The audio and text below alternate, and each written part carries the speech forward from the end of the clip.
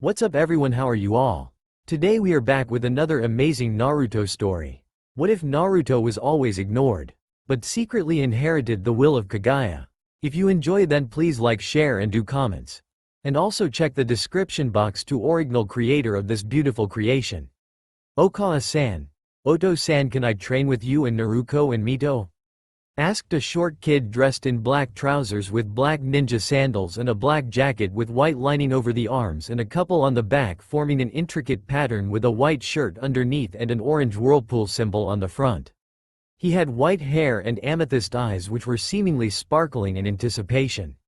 All in all, he looked quite different from his sisters, whom were carbon copies of their parents. Naruto looking just like his father, only more feminine and with whisker marks on her face, and Mito was literally a mini Kushina. She even inherited her fiery temper, which made Kushina all the more proud and Minato all the more scared for their future classmates. He pitied the ones who'd try to mock his daughter. This was the young Naruto Namikaze Uzumaki. He was 6 years old and the oldest child. Even if it was by only a couple of minutes, the fact still stood. As for his request, you see, his father, Namikaze Minato the Yondaime Hokage, and his mother Kushina Uzumaki started training his sisters 2 years ago, and he wanted to train with them as well because he was frankly feeling left out. Ever since they had started training, Naruto found out that he spent less and less time with his family and more time alone in the house or just walking around without much purpose. He still spent time with them when they weren't training, although little it was still there until only half a year passed since they had started training. That day his parents had just totally forgotten about him and left him in the house alone while they went out to a festival. When they realized what they had done, they apologized to Naruto and promised to make it up to him. However, that never came, and Naruto decided he should take some measures. So Naruto decided to train and read all he could about shinobi and chakra. Even if he still didn't manage to unlock it yet, he was still pretty decent in taijutsu and was exceptional in academic knowledge. He thought that by learning he might be able to convince his parents to let him train with them and they'd finally be a family again. However, his parents still thought that it was too dangerous to train with his sisters. After all, what if Naruto and Mito lost control of Kyuubi's chakra? It would be disastrous. Then an idea struck his father. What if he made him spar with one of them, and after Naruto is defeated he'd tell him that he could train with his sisters when he can hold his own against them, otherwise they will start their training when he started the academy. Kushina wanted to gently placate Naruto, but Minato beat her to it just barely. Naruto, how about this? If you can win against Mito in a spar, you can train with them. If not, we will start your training when you are entering the academy. You have 3 tries on the course of this month. You can take them whenever you want. Minato knew he was being unfair in a way, but like this, Naruto could see that it was too dangerous to train with them at the moment. Kushina silently asked him what was he doing, and Minato reassured her that everything will be fine and that if anything happened they would be there to stop them. I am sorry Naruto Oni-chan, but you can't win as you are right now. Please, I don't want to hurt you, Mito said as she got into a basic taijutsu stance. You'll be impressed, Mito-chan, with what I can do, that is. Naruto also got into a taijutsu stance, but this was a pretty advanced one, which made both Minato and Kushina raise their eyebrows in thought. Where did Naruto learn that stance from? The two clashed as Minato announced the start of the spar, and surprisingly enough Naruto was holding his own against his sister, even managing a couple of hits. But all that is good must end, and Naruto soon got overwhelmed by his sister because of her sheer stamina. Naruto had lost, but he didn't give up. He was able to keep up with her for some time before he was tired and began moving slower than usual, so he deduced that he needed stamina training. He gave his sister a wide grin and said, "Next time I will definitely defeat you, Mito-chan. Just you wait," Naruto said as he took off to get some training of his own done, leaving his parents shocked at his skills. They hadn't taught him anything, yet he knew some pretty advanced taijutsu stances. However, they soon shook their thoughts, dismissing it as just a coincidence. Maybe he had seen it in a book and somehow got it down. Yeah, that was it. Naruto ran to his secret training place, which was the forest behind their home opposite to where their family was training, and did some endurance training like laps or just push-ups until he collapsed. Naruto decided to take a break and leaned on a tree, prepared to take a nap. Naruto's mindscape. Naruto awoke in a sewer-like environment with shallow water on the ground. He walked for some time trying to get a hold of his bearing but got nothing. Eventually he found his way to an open space. He didn't get far before a hand on his shoulder had forced him to stop dead in his tracks. Naruto turned around to see a pale-skinned woman with delicate facial features in her early 20s. She had very long, sweeping white hair that was surprisingly reaching the ground, noted Naruto. Her eyes were white and her eyebrows were cut short. But the most noticeable features were two brown horns protruding out of her head along with a third red eye on her forehead. As for her clothing, she wore a traditional white kimono with tomos running down the center and edges of the groin. All in all, she looked very much like Princess to Naruto, but also funnily enough like a rabbit, especially with her pale skin and horns. In the end, despite this situation, Naruto couldn't help but laugh a bit at this. "Moo, it's rude to laugh at someone you barely met, you know?" The person pointed out with a cute pout. "Sorry, you just look similar to a rabbit," Naruto said without thinking too much. Not too long passed before what he had said dawned on him and his eyes grew the size of saucers at his rudeness. "I am sorry, I didn't mean to say you are ugly or something. I actually think you are pretty and beautiful. It's just that I was surprised, that is the word," Naruto said, and also felt proud that he had managed to save the situation somehow, or that is what he thought. "Cute little one, seems like I was right. Even after what he has been through, he is still pure and has a kind heart. This makes it much easier and much harder at the same time," the rabbit goddess thought as she reached with her hand to stroke his cheeks. "It's alright, I found no insult in that, but I do appreciate you calling me beautiful. It has been centuries since someone called me beautiful."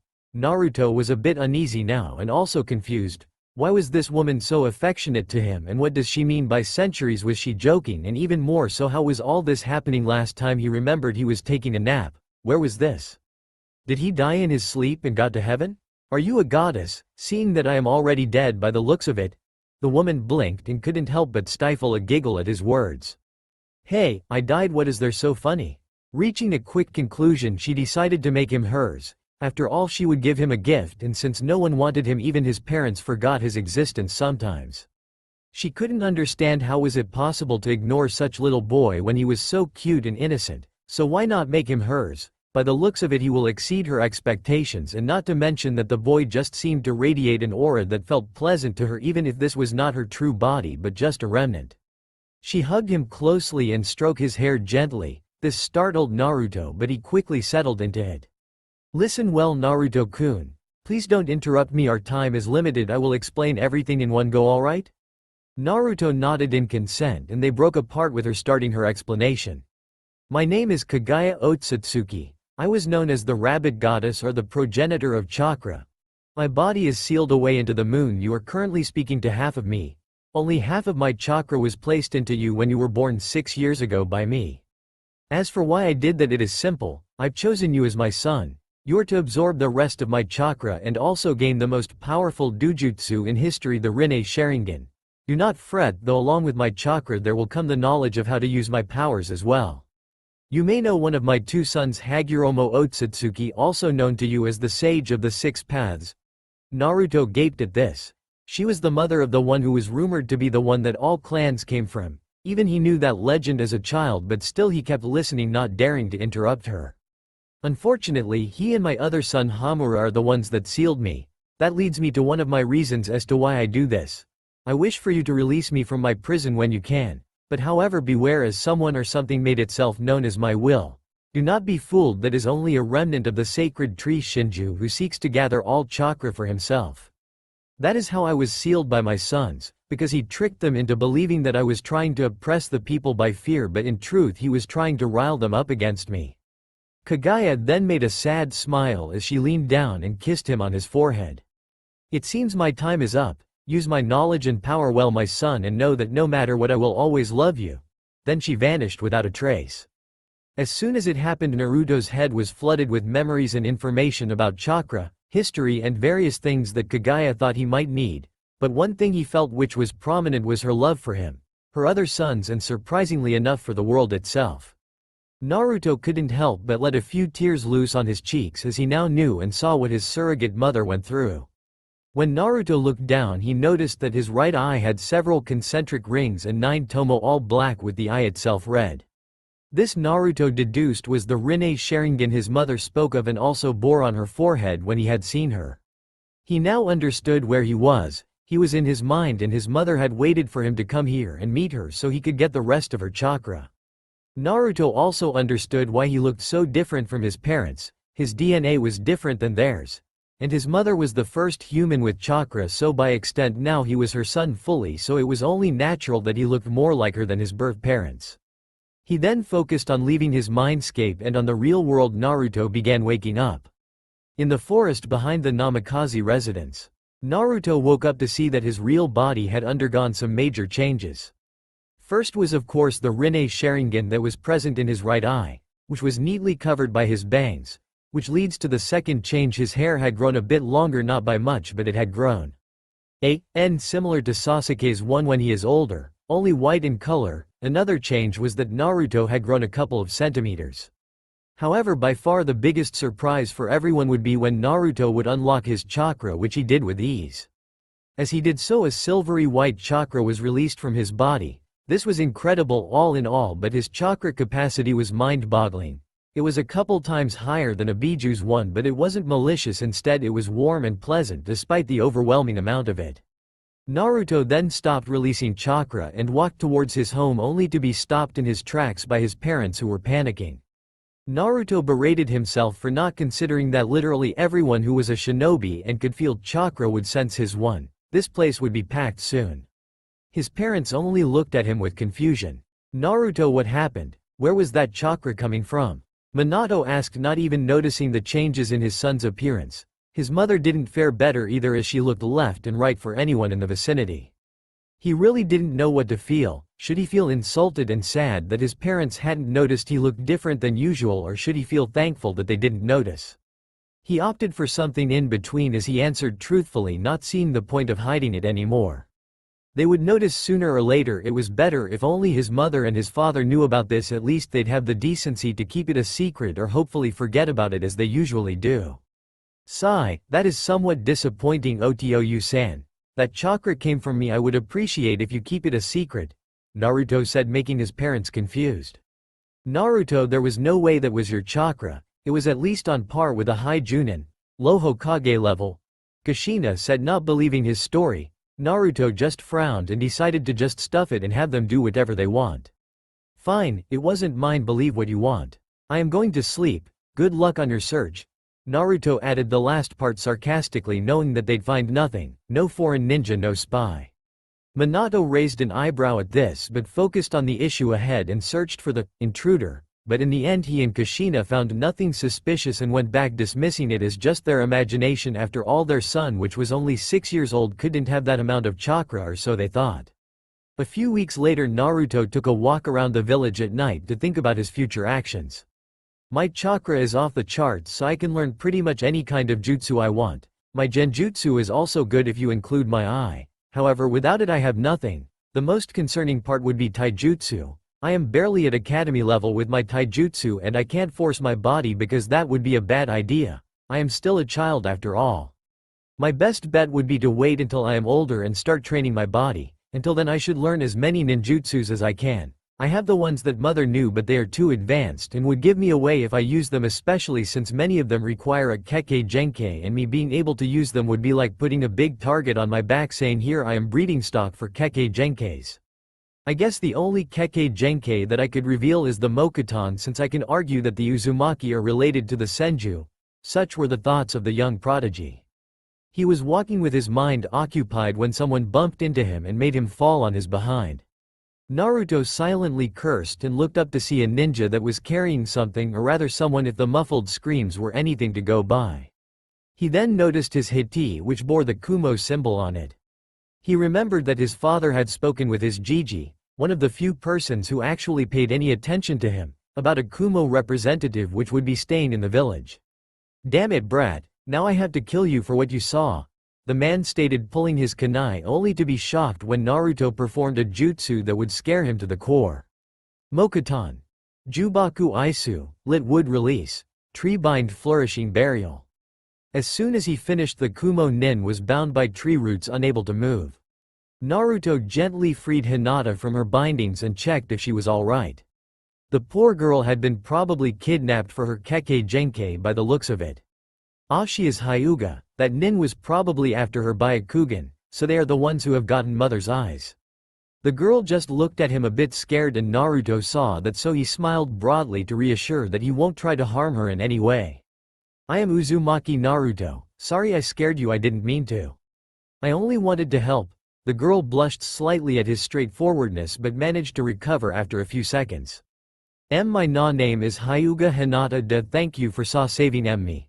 Naruto-kun. Naruto raised an eyebrow at her stuttering but left it alone as he assumed she was just shy. They only had to wait a minute as a couple of Anbu joined by Hiyashi Hyuga and his brother Hizashi had arrived at the scene. They looked at the man trapped in the roots and were surprised. There was another Mokuton user. They thought that the Shodem was the last one and Tsunade hadn't inherited it, so who was the one who possessed such a powerful Kekkei Genkai?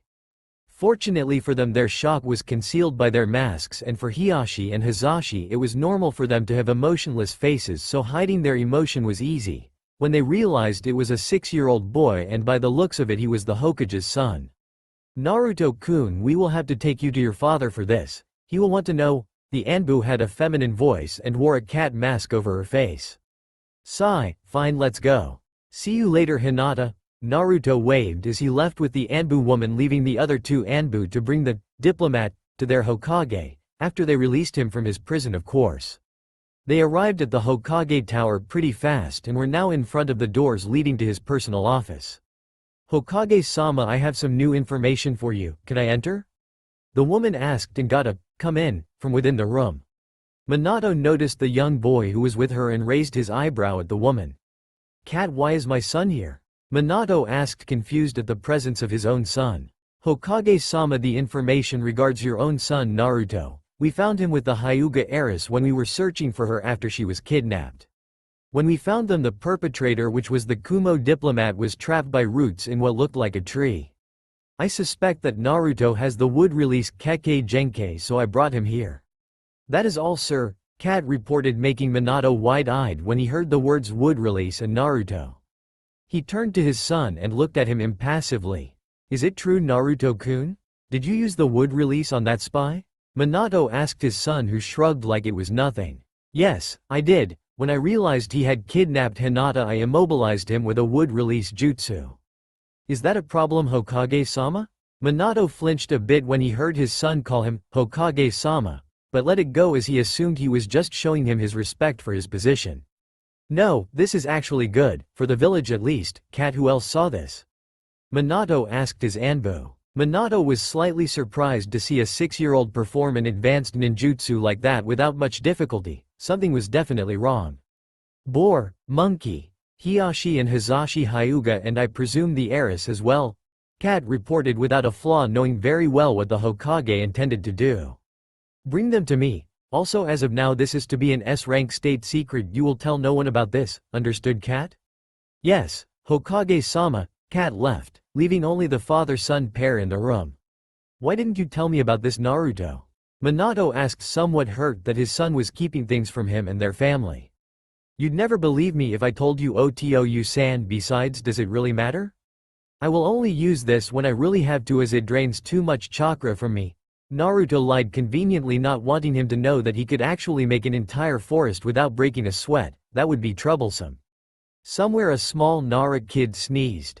I guess you were right. Well, you can go home now. Tell your mother I will be late for me, will you? Minato asked, knowing very well what Kushina was going to do to him later when he got home. He wasn't looking forward to it. She hated when he came home late or wasn't near the kids enough, but he was still the Hokage. Naruto at this got a huge grin on his face. Okawa-san will beat you into a pulp if you are late. You do realize that, right? I know, Naruto, please don't remind me, now go. Minato said, somewhat dejected, knowing that even if he was one of the strongest Hokage, he still had to face the wrath of Kushina, which would amount to 3 times the strength of all of the Hokage combined. He shivered at the thought. Maybe he'd let him off the hook, as this was an important matter. Naruto left silently, chuckling at his father's misfortune. 1 hour later the council meets. What we are going to talk about here is to remain unknown to everyone else who isn't present in this room. Do you understand? Minato said with authority in his voice, to which everyone nodded. Minato prompted Cat to tell her report to them, and to say that they were shocked was an understatement. The civil council was going on about the CRA so they could breed the Mokuton, while the shinobi council was shocked except for Hiyashi, who already knew. Danzo however saw an opportunity and wanted to seize it at all costs. "Hokage-sama, I would be honored if you permit me to train the young boy in the arts of the shinobi," Danzo said, concealing a smirk. "If I can get my hands on him, the position of Hokage will be all but mine with a weapon such as him." "I will not give you my son for you to turn into a weapon, Danzo. Any other questions?" Minato asked, feeling this wasn't over. Homura and Kaharu stepped up front. "Hokage-sama, I believe that Naruto will need to be trained by someone in how to use his Kekkei Genkai correctly. Then why not Danzo? He is one of our village's best," Kaharu said, much to Danzo's delight. Before he could rebuke them however, the Sandaime Hokage, Sarutobi Hiruzen, came to his rescue. Though a bit unneeded, it was still appreciated. "I think I can solve that problem. Why not let Tenzo train him? He is quite proficient using wood release." Hiruzen took a puff of smoke from his pipe, then continued.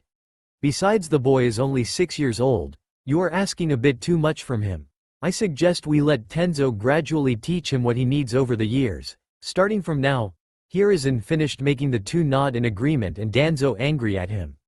"That is a good idea. Any more questions?" Minato searched the room until Sume, the matriarch of the Inuzuka, spoke her concerns, and probably the most were wondering as well, how could Naruto actually have the wood release? He was an Uzumaki, not a Senju. "Hokage-sama, I don't mean to insult you, but how exactly does Naruto have the Mokuton?" the woman asked, making Minato sigh, as even he wasn't 100% sure of how Naruto actually unlocked it. "The most probable cause would be because my wife is an Uzumaki. Since the Uzumaki were cousins of the Senju, it is possible that Naruto could awaken it. I have already called back Tsunade to look into this. She will arrive in a couple of days." Jiraiya-sensei assured me of this, and so the meeting went on, with the civilian side proposing ridiculous things, like breeding the Mokuton, thus proving they weren't paying attention at all. 3 days after that incident, in front of the Konoha West Gate stood a busty blonde with the kanji of gamble written on the back of her green coat, and besides her a woman in her teens holding a piglet. "Home, never thought I'd come back here after leaving only for a month. I wonder how that brat Naruto is doing." Tsunade asked, more to herself than anyone in particular. "I am sure Naruto-kun is alright, Tsunade-sama. I hope Kushina and Minato are taking good care of him," Shizune added, knowing full well that Naruto's parents had a tendency to forget about him sometimes, and that made him feel lonely. "Well, let's get done with this and go visit him. The sooner we finish, the faster I can visit my favorite godson," Tsunade said, walking towards the Hokage tower, intent on seeing her godson as soon as possible. In the Hokage office, "Enter," Minato said, glad that Tsunade had finally arrived. "So why did you call me back, you brat, and make it fast? I want to go see Naruto, and the faster I am done with it the better." Minato chuckled at this. Oh, the irony. Minato had called her back to check on Naruto since he had awakened the Mokuton, but she didn't need to know it was Naruto yet. "I want you to do some tests on a particular person. He should arrive any second now," Minato said to Tsunade, who looked annoyed. That was what she was called back for. To check on a person, they'd better be important. "If this is what you called me for, I am going to visit Naruto. When they decide to come, tell them I will check on them tomorrow," Tsunade said, prepared to leave when the door opened to reveal a young kid. He looked into the room, and when he spotted Tsunade, he ran right to her and hugged her. Tsunade was stunned for a few moments before realizing this was her godson. "Tsunade Obaa-chan, you came back, but I thought you were supposed to come a month later." Naruto was confused but happy. "I am guessing you are the one that Minato wanted me to check on, Naruto, right Minato?" Tsunade's sour mood was gone instantly when she saw Naruto. She didn't mind that she had come home earlier if this meant spending more time with her godson. "Yes, he has unlocked the Mokuton. Oh, don't worry, this room is protected by some seals, therefore no one will hear us. So yes, I want you to do some tests on him to see how he actually has it, if you will." Tsunade nodded and took off with Naruto towards the hospital to get the testing done once and for all, but still even she was surprised about him having his grandfather's wood release. After taking his blood and testing it with various methods, she found nothing out of the ordinary, and it did indeed seem that he had affinity for Mokuton. It was strange, but it made sense, so she didn't press the matter anymore. She was happy for her godson, even if by him having Mokuton it was basically like placing a big target on him. Tsunade was sure that she along with Jiraiya were competent enough to protect Naruto, not to mention his parents. 6-year time skip at the academy. Naruto was sitting at the last desk near the window alone as usual. A lot happened in the 6 years that had passed. For one, his taijutsu had improved to low chunin, possibly mid chunin. His ninjutsu was the best by far, as he could literally learn anything in the span of a day. And that was if the jutsu was complicated, if not it would take him only minutes to learn it. His genjutsu on paper was crap, however Naruto was actually good at genjutsu, he just preferred not using it. Tenzo taught Naruto about the Mokuton, not that he needed to, and if you go by his reports he was fairly skilled at it, for what they knew at least. His appearance was more and more like his mother by the years. His skin got paler and his hair was miraculously still at the same length. He also got taller, so now he was 156 centimeters. He was wearing a black coat with 9 white tomo on the back with a dark blue shirt underneath, black anbu pants and dark blue ninja sandals. He had gotten his clothes custom made for him with the money he had saved for 2 years, as he wanted something to represent him better.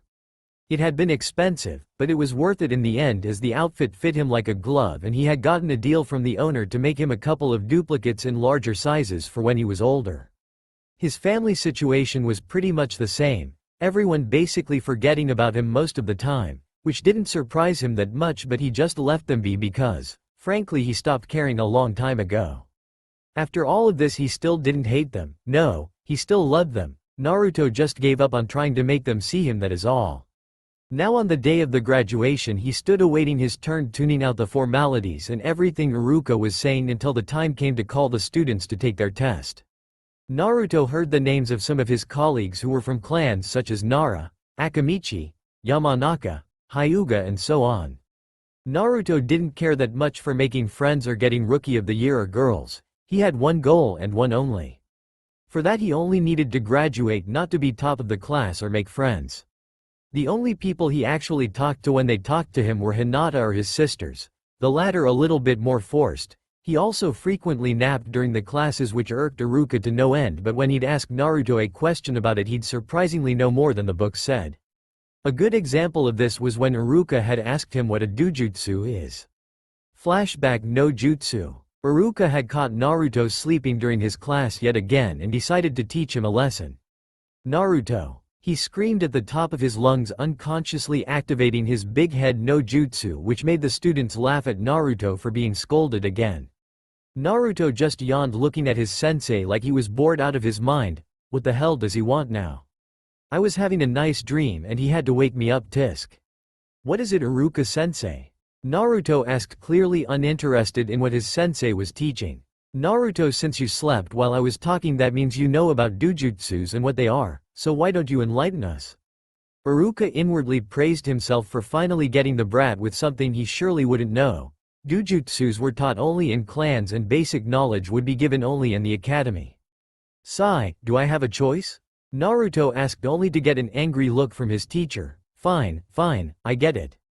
In this room there are 2 out of 3 known examples of dojutsus. First, the Byakugan, possessed by the Hyuga. The Byakugan gives the user a near 360 diameter field of vision. With one blind spot at the back of the neck above the first thoracic vertebra, it can penetrate through most solid objects. That does mean, my dear colleagues, that a Hyuga can actually measure your asset, let's just say. Anyways, back to the point, the Byakugan also lets the user see one's chakra and chakra system, complete with it all the tenketsu, can also discern genjutsu when it's used and tell clones apart. Now on to the Sharingan. It grants the user the ability to see chakra, use some advanced genjutsu, and also annoyingly enough to copy techniques. Now I am sure Broody here by the name of Sasuke wants to know how to unlock the Sharingan.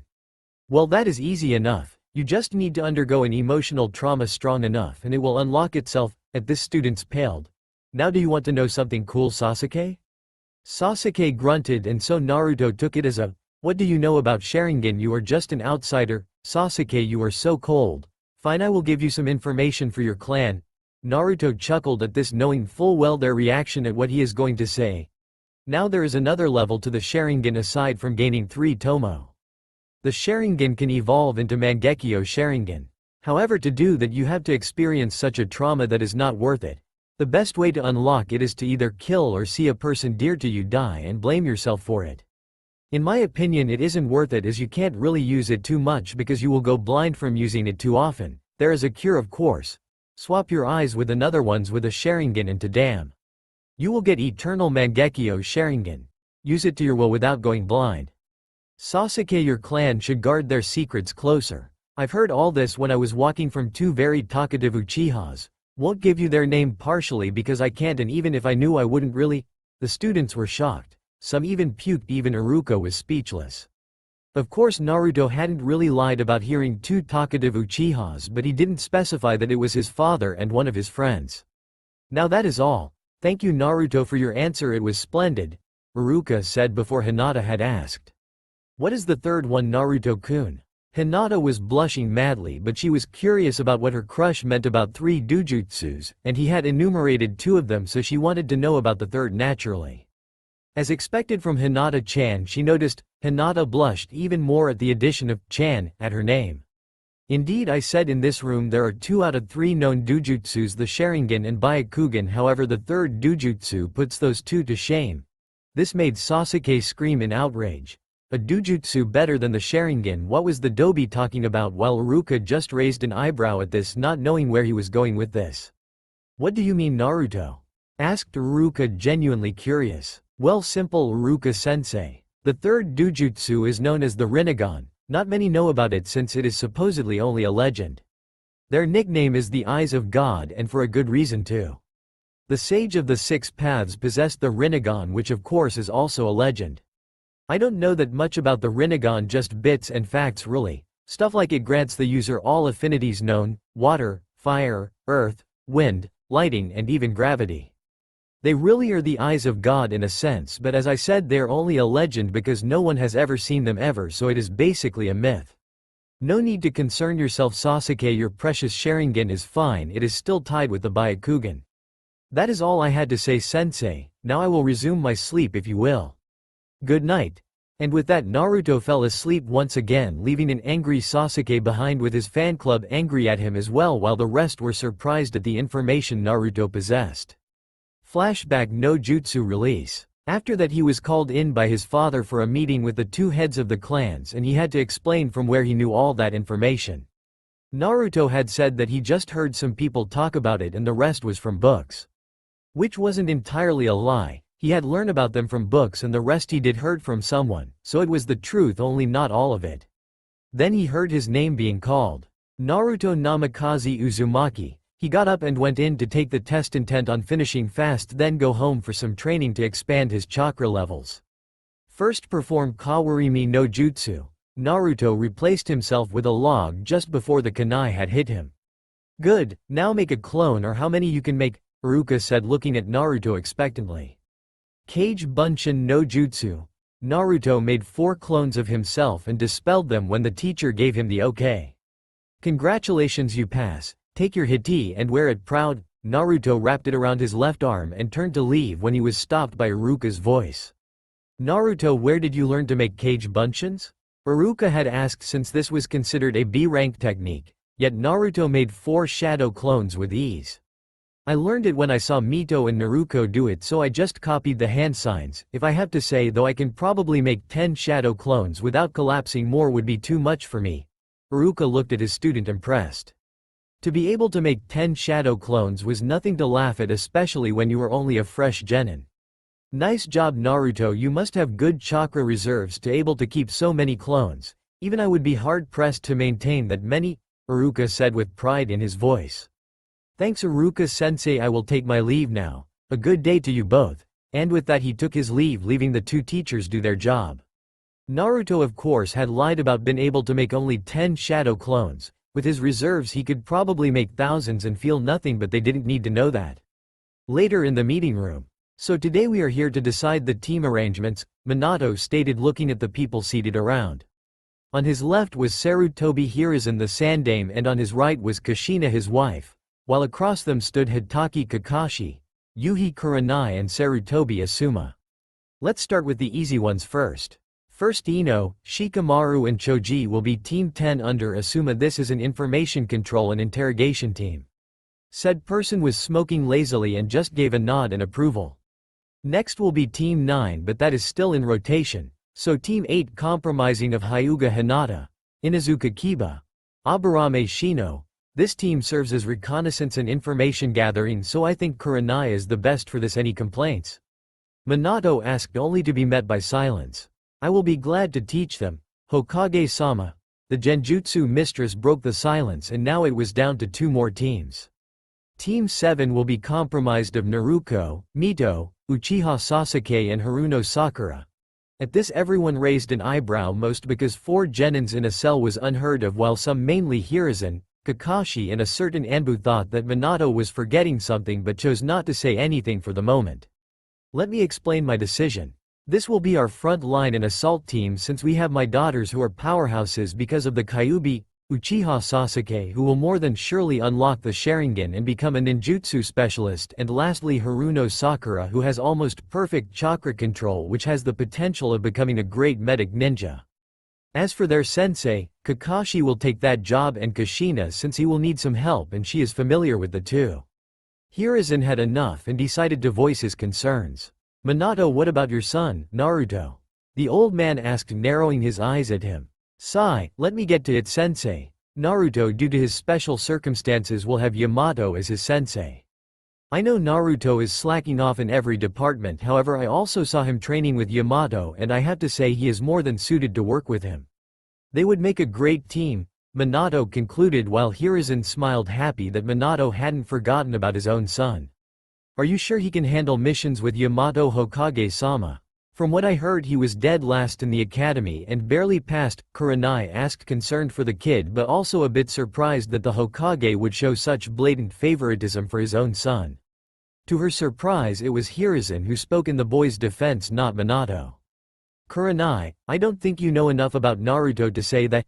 Hiruzen said, his voice hard, clearly upset that she had indirectly insulted his surrogate grandson. I mean, no insult, Hokage-sama, but it is a fact, is not? He graduated last, Kurenai once again stated, making the Sandaime sigh. Yes, he did, but I've also seen the kid train and I can see he is giving nowhere near his all and is secretive about his skills.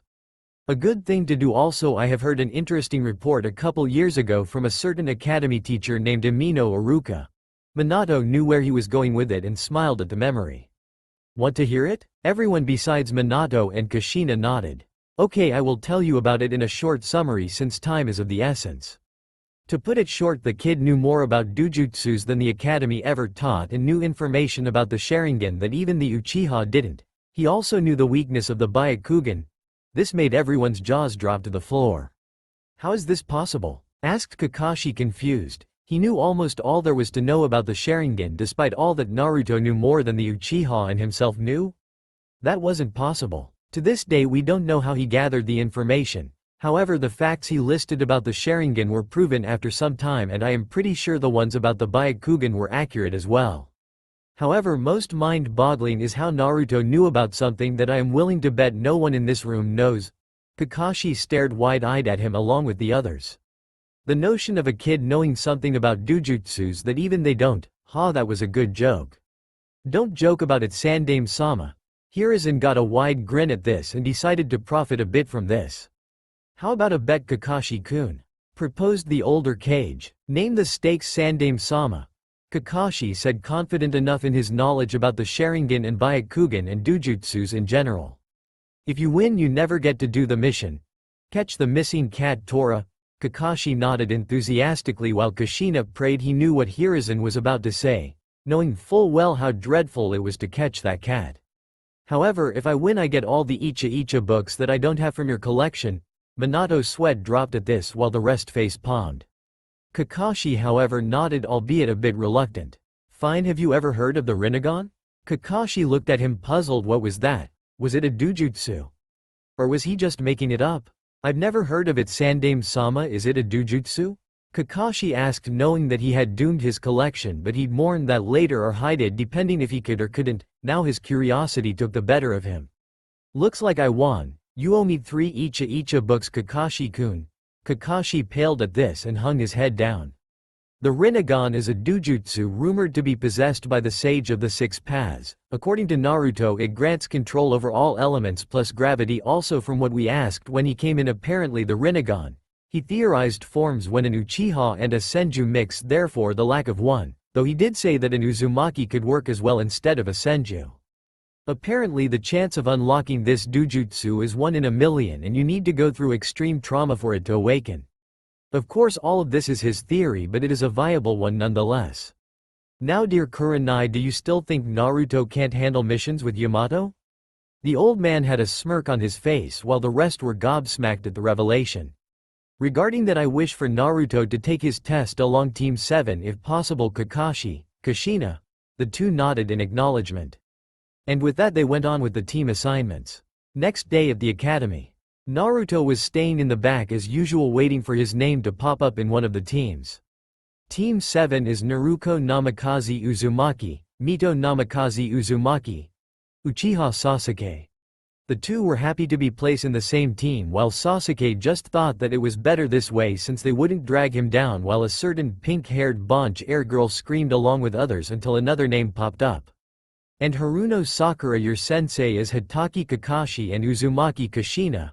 At this, Sakura fist pumped and thought something along the true love wins, while the two sweat dropped at the mention of their first sensei, knowing full well he will be late at least 2 hours. Oh well, they could spend time with their mother while waiting. The team naming continued until Team 10.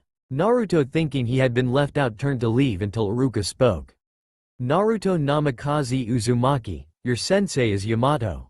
Now please wait for you sensei to arrive. Naruto raised an eyebrow at the name and sat back. Soon a man with short brown hair and black almond-shaped eyes. He wore the standard Junin uniform, only without the swirling whirlpool and with 2 pouches instead of 1. He also wore on his head a Hapori-style forehead protector that framed his face. Naruto now knew who Yamato was, another codename for Tenzo. Naruto, how have you been doing? Asked the man with a happy expression on his face. Naruto knew, however, what he truly meant was, I hope you haven't neglected your training, Naruto, and so he responded accordingly. I've been doing fine, just as usual. Truth was, Naruto didn't need training from him, but his father had said that he needed to. The man was a slave driver. However, over the past years Naruto had grown to like Yamato, even if only a bit. Glad to hear that. Unfortunately, we have to wait for Kakashi and Kushina-sama to arrive since we have to talk with them regarding an important matter. At this, all the members of Team 7 raised an eyebrow. And finally Naruko, being the bold one, decided to voice her concerns. What do you need with our team, Yamato-sensei, and why does Oni-chan have to be in a team by himself only with his sensei? Asked Naruko, confused. She would have loved to have Naruto over the emo Sasuke or Sakura the Banshee. You will have to ask Hokage-sama about that. I don't make the teams, Naruko. And with that, silence prevailed the room for almost 1 hour until Kakashi showed up along with Kushina. Ah, meet me on the roof in 5 minutes, me and Kushina-sama will be there, Kakashi said, body flicking with a swirl of leaves along Kushina, who gave a sigh. Not too long after that, the same happened with Naruto and Yamato, leaving the 4 freshly genin to walk to the roof. 5 minutes later on the roof. Now that we are all here, we should start by introducing ourselves, Kushina said, glaring at Kakashi slightly for his tardiness. She'd have to fix that. Okawa-san, what is Naruto Oni-chan doing here? Isn't he supposed to be in a team with Yamato-sensei? Not that I mind really. If possible, could we send these 2 to Yamato-sensei and get Oni-chan in return? Naruko said, making the 2 persons in question glare while Naruto chuckled. Yamato had no reaction and Kakashi seemed to smirk, liking the idea. First of all, while we are training and doing missions, you will call me Kushina-sensei, got it? She nodded along with her sister. Secondly, no. And besides, you are being rude to your teammates, and as for why Naruto-kun is here, that is for the end. Now start introducing yourself. Can Kakashi-sensei start first, to give us an example? Sakura said, while everyone mentally face-palmed at that. My name is Hitaki Kakashi. My likes are not your business, my dislike don't concern you. My hobbies are many, and for my dream, well, let's just say I have a dream. Next, Kushina-sama. Everyone sweat dropped at this while Kushina sighed. So all we learned was his name. All of the ones present thought at the same time. My name is Kushina Uzumaki. My likes are ramen and my family. My dislikes are arrogant people along with people who badmouth my hair. My hobbies are training with my daughters and other things among many. My dream is to see my kids marry and be happy, Kushina said with pride. Next Yamato, since you are a sensei as well, Kakashi said, only for the person in question to say, I pass. This made Naruto chuckle at the antics of his sensei. Anyways, next is Pinky there. My name is Haruno Sakura. My likes are, looks towards Sasuke. My dislikes are pig and people who insult others for no reason. As for my hobbies, glances as Sasuke. My dreams are, looks again at Sasuke and screams lightly. Great, I have a fangirl in my team. Both Kushina and Kakashi thought at the same time. Next, broody over there, enlighten us please, Kakashi said sarcastically, to which Sasuke scoffed. My name is Uchiha Sasuke. My likes are tomatoes and fighting strong opponents. My dislikes are ignorant and power-hungry people. My hobbies are training with Itachi and my dream is to rebuild the Uchiha clan. Sasuke had taken pretty well the massacre of the Uchiha clan, though it was given that he had accidentally overheard his father speak about it and told his older brother Itachi, who unfortunately killed all the clan excluding his mother and himself since they had nothing to do with it. This was a SS rank secret, and to the public it was told that the massacre was done by an unknown nin. That way Itachi could stay with his little brother. Itachi was grateful to Naruto for telling him about the after effects of Mangekyo's Sharingan so he wouldn't go blind. He was certain that he'd notice eventually, but it would probably be too late for him by then. He is taking the massacre better than I thought he would. Well, that is one less problem to solve, Kakashi thought. Next, the blonde there, Kushina glared at him for the remark but said nothing, for now at least. My name is Namikaze Uzumaki Naruto. My likes are ramen and my family. My dislikes are the time it takes to cook ramen and people who insult my family. My hobbies are training with Okawa-san and Otou-san and pranking. My dream is to become Hokage Datbeo. Kushina smiled at her, then prompted Mito to go next as she feared that if Kakashi said redhead he'd pound him into the ground. My name is Namikaze Uzumaki Mito. My likes are my family and sweets. My dislikes are people who insult my family, arrogant people and a certain orange book that I am sure Okawa-san hates as well. Kakashi knew that this was a silent threat and noted to himself to be wary around Kushina and Mito. As for hobbies, I like reading and training. My dream is to become an accomplished kunoichi, much like Tsunade Obaa-chan or Kushina-sensei. Next, you with the book. Naruto looked up to see everyone look at him expectantly. Alright, though you probably already knew this and don't really need to know this, but whatever. Naruto said, shrugging, not really seeing the point in it as this wasn't even his team. My name is Namikaze Uzumaki Naruto. Long and bothersome, I know, right? Naruto chuckled. My likes are reading, star and moon gazing. My dislikes are arrogant people, warmongers, greedy people, and the list goes on. However, one thing that I dislike the most are people insulting my family or hurting them. Especially Okawa-san. I will one day bring you back. My hobbies are training and gardening. I don't exactly have a dream, but I do have a goal which I don't want to tell you. The whitehead concluded, making Kushina raise an eyebrow at the last part, curious about what it was. Now, as for why Naruto is here, that is simple. He is here to take the test along with you to become a genin. Yep, you aren't genin yet, Kakashi explained to the now confused genins. The test will be held if you come at training ground 7, including Naruto. Oh, and don't eat too much, you will just puke it all out. The senseis plus Naruto left with the body flicking jutsu in a swirl of leaves, leaving the two sisters walk home and irritated Sasuke, which was constantly being pestered by Sakura for a date. Next day, 9:30, training ground 7. In a cloud of smoke the two sensei appeared before the 5 genin who were all, besides Naruto, chatting about what this test would be about. Naruto, who was in a tree, hopped down and looked at his mother and Kakashi expectantly. Now you are all here for your test, so it is rather simple. You will have to take a bell from Kakashi. The ones who take a bell before the time is up past the others are thrown back to the academy, Kushina said with a sweet smile while Kakashi took out 3 bells. Why are there only 3 bells, Kakashi-sensei? Naruto asked, since she was curious about the number of bells. Did that mean that only 3 of them could pass? Simple, the 2 that don't get a bell will be sent back to the academy, Kakashi said with an eye smile. Now let the test begin. All of them ran out towards the forest. Albeit Naruto being dragged by Mito, all besides Naruto. Kakashi looked at him suspiciously while Kushina was also wondering what he was doing from the tree she had hopped on. "Why are you still here, Naruto?" Kakashi didn't know what to believe. Naruto wasn't the type to go on a frontal attack, but when Naruto sighed it was clear to Kakashi that something was on the mind of the fresh genin.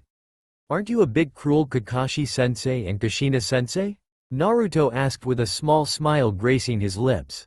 "What do you mean, Naruto? These are the rules. If you don't want, you can always go back to being an academy student if you want to," Kakashi said with his voice emotionless. "Yeah, sure, whatever you say. It's not like you made this test specifically to pit us against each other, and the true meaning behind it is teamwork.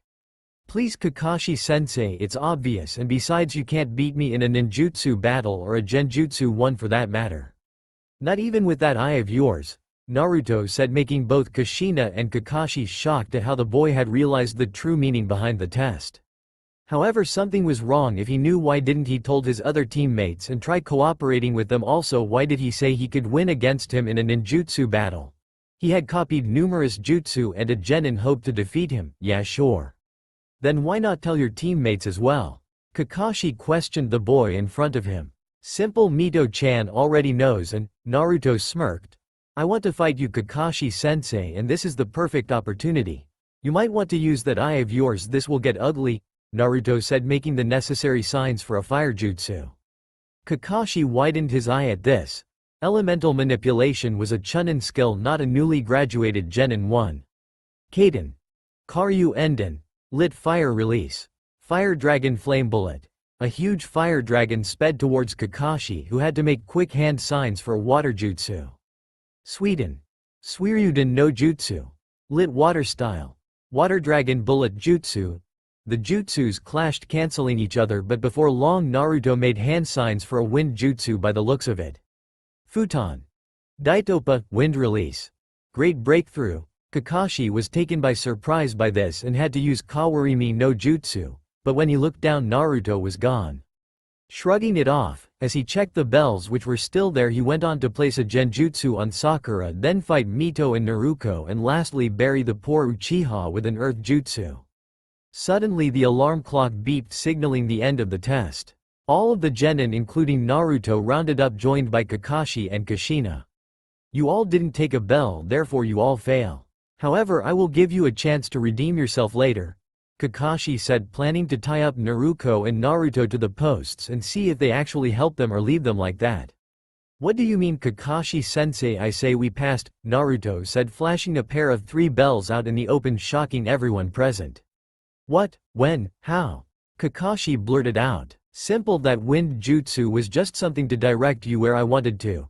Then I placed you under a genjutsu and also Kushina-sensei and took the bells, replacing them with pebbles. Of course I used henge on them, so you wouldn't notice." Kushina was both impressed and shocked at the same time. "When did he place them under a genjutsu, and how? How did you place us in a genjutsu, Naruto-kun? I never saw you make any hand signs for it," Kushina asked, while Kakashi berated himself for not taking Naruto's advice of fighting with the Sharingan. "If the other Junin hear about this, I will be a laughing stock." "Damn it, how did he do it?" Kushina-sensei. A good shinobi never reveals his secrets, but since Kakashi-sensei is so curious, more like desperate, thought Kushina. "I am willing to tell him that it is a basic genjutsu, however, that is all I will tell. Back to my point now, you see we passed because," Naruto tossed the 2 bells at Sakura and Sasuke. "We all have a bell," Naruto said, leaving Kakashi confused. "So that means your sisters go back to the academy, Naruto?" The 2 in question looked sad, but not for long. "Heck no, it was boring as fuck, I won't do that to them. It's simple really, I said we all have a bell, therefore me, Naruto-chan and Mito-chan are sharing this bell." Naruto held it up for Kakashi to see it, making the 2 sisters smile and Kushina giggle at his cunning nature. "You all? Pass, luckily so. If not for Naruto, who understood the true meaning of this test, which was teamwork, you would have probably failed. Oh well, from tomorrow you will all start doing missions. Of course Naruto will do them with his sensei, but we will do ours as well." Dismissed, Kakashi and Kushina then disappeared in a swirl of leaves, leaving the 5 newly instated genin alone. Naruto was then approached by his sisters, who now had happy smiles on their faces. "Thanks Naruto Oni-chan, for bailing us out," Mito said, truly grateful to his brother, She had understood the meaning as well but couldn't get Sakura and Sasuke to cooperate. "Yeah, thank you Naruto Oni-chan for helping us," Naruto said, making Naruto wave it off like it was nothing. "Don't mention it, I didn't do much. I am sorry but I have to go inform Yamato-sensei about this." And with that Naruto disappeared in a swirl of leaves, leaving the four alone in the training field. Naruto was currently heading towards the Hokage Tower to get the pay for his last mission of the day. Naruto had been given permission from his team captain Yamato to do missions without his presence and also to take as many as he wanted. Naruto knew that Yamato was only his captain on paper, as in truth the man was an Anbu operative, thus not really having the time to spend on D ranks. This led to Naruto completing 100 D-rank missions in the span of a week with the help of his shadow clones. Minato at first was curious and didn't understand how his son could finish so many missions that fast. Eventually, having enough, he decided to ask him how he did it, to which Naruto grinned and said two words: shadow clones. Most fresh genin would whine and ask for more challenging missions, but Naruto didn't care. In fact, it was better in a way, since like this he could finish them fast, then train to expand his chakra reserves or train his taijutsu. As to him, it was subpar. Naruto got there fast and entered intent on getting his pay for today's last mission. Instead, he heard his sister Naruko shout out in outrage, "I am tired of these boring chores. Oto-san, can't we get a more exciting mission like escorting a prince or some royalty?" Everyone's sweat dropped at the comment.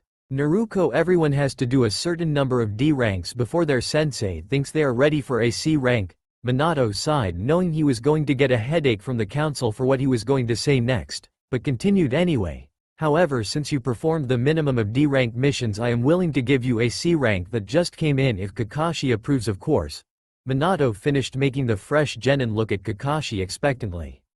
Kakashi was lost. On one hand, he was bored of the D ranks himself, but this gave him ample opportunity for his reading material. On the other hand, a C rank will give his genin's experience and also get Naruto off his back for some time. Kakashi then noted Naruto standing at the door looking at the exchange between them happen and got an idea. "What if I bring Naruto with me? From what Tenzo told me, he should easily be able to handle a C rank if not a B rank. This would give me a good chance to read in peace and quiet. Now let's see if I can make this work," Kakashi thought, acting quickly, fearing he might lose his opportunity if Naruto decided to leave and come later to hand his scroll. "Minato-sensei, I'd be willing to take this mission and I think they are ready." Kakashi looked at them and I smiled, then switched his gaze back to Minato. "However, just for insurance, I'd wish to take an additional genin team for this C rank." Kakashi set his sights right on Naruto, who mentally berated himself for not leaving straight away. Minato and the rest of the genins looked towards the door only to notice Naruto standing there waiting for them to finish. Minato smirked and nodded at this, understanding Kakashi's point. "All right, the genin team assigned to you will be Team Yamato. However, since Yamato's on a special mission, only Naruto will come with you, as he is the only genin of his team," Minato said, making the genins raise an eyebrow at this. Well, all of them besides Naruko, who was too happy to get a C rank to notice anything around her anymore. "Oh fuck, now I can't train anymore. Damn you Kakashi and your stupid addiction to that porn," Jiraiya writes. Naruto thought, while on the outside he sighed in defeat. "Yes, Hokage-sama, however, is this really necessary?" Naruto asked, not completely sure why was he even needed. After all, Team 7 had two Junin, one of which possessed the Sharingan while the other is an S-class nin. Not to mention two Jinchuriki trained by the same S-class nin and by the yellow flash of Konoha, the man who had made the bingo books with a warning that said, "Do not engage. In case you meet him on the battlefield, flee on sight," and also an Uchiha. So therefore, what was the need for him anymore? Wasn't that overkill? "I know what you mean, Naruto, but it's always good to take additional precautions. Also, Kushina won't be back on time since I have sent her on an important mission 2 days ago. She won't return after another week." Minato sighed. He would have wished that Kushina hadn't insisted on taking that S rank, but it was something concerning her daughters, so he knew she wasn't going to sit by and do nothing. "I understand, Hokage-sama. I will work with Team 7 on this mission," Naruto said while thinking about ways to train. He was thinking about making a shadow clone, then take off and train in the other dimensions, that way they won't tell he was gone. I am referring to the ones where Kaguya had transported Team 7 along with Obito. "Alright, bring the client in," Minato ordered without further ado. As soon as Minato had finished his sentence, an old man who looked like he had drank too much, stepped in, eyeing the genins and Kakashi. After a quick review of the people who were going to protect him, the man scoffed. "This brats and that Cyclops there are supposed to protect me? Ha, don't make me laugh," the man had arrogantly said, making Minato eye him dangerously along with Kakashi, while Naruto just stood impassively waiting for the old man to finish his rant. "They look like they can't hurt a kitten, especially the short one with blonde hair, she looks like a midget." That seemed to struck a chord, since Naruto had lunged at him only to be restrained by Mito. The other two genin weren't faring much better, as Sakura literally screamed bloody murder in her mind at the old man for insulting her Sasuke-kun, while the Uchiha thought something along the lines of, "How dare that filthy old man call me useless? I am an Uchiha, an elite amongst the elite. Trust me, Tazuna-san, they more than capable to protect you. Now please introduce yourself to the team." Minato's voice was strained, barely holding his anger back. He was the Hokage, but he was also the father of the supposed midget. Lucky for him Kushina wasn't there, she would have literally pounded him into the ground for that remark. It looked like Mito was thinking about doing that but restrained herself. "Fine, if Hokage-sama says so. I am Tazuna, veteran bridge builder. You'll be risking your life and limb in guarding me to the max until I return to my country to complete my bridge," Tazuna said matter-of-factly. "Meet me tomorrow at 10 a.m. sharp," Kakashi informed the genins, and they all got to packing their necessities. Minato and Kakashi had a bad feeling about this mission that they couldn't just shrug off. Something was wrong with the old man, he seemed almost desperate. Next day, 10 o'clock, in front of the Konoha gates. Naruto, Mito and Sakura all gasped, seeing Kakashi actually on time for something. This was a miracle. The man rumored to be late for his own funeral was actually on time for something. Naruto just looked at the sky impassively while Sasuke was in his usual brooding mode, basically his default mode. Kakashi's sweat dropped at his student's antics. Was he that bad? "Kakashi-sensei, what happened? How is this possible? You are actually on time?" Naruto asked disbelievingly, voicing the opinions of everyone present. "Naruto, I am on time for all C rank and above missions," Kakashi said, not taking his eye off his precious book. In his eye those books were pure art. Tazuna also arrived half an hour later, irritating the team with his tardiness. However, since they were used to their sensei usually being late 2 hours minimum, Team 7 considered this acceptable. "Okay, now that we are all here, let's head out," Kakashi said, and slowly they started making their way to the land of waves. The trip was mainly uneventful, with only light chat going on between Sakura and Tazuna, with the occasional remark from Naruto. That is until Naruto had noticed a puddle of water. "A genjutsu, that is pretty stupid. It hasn't rained in weeks and yet there is a puddle in the road. Why not stick a goddamn orange suit and place a sticker on your back saying, 'Hey, I am here, kill me now'? That would be less conspicuous than this," Naruto thought, waiting for their move. He didn't have to wait long, as they first went for Kakashi, trapping them with their chains. Kakashi waited for the opportune moment, then used Kawarimi, replacing himself with a log just before being slashed into pieces. Naruto, noticing them, acted quick, creating a few shadow clones to overwhelm the two, while Mito drew her sword and charged it as well.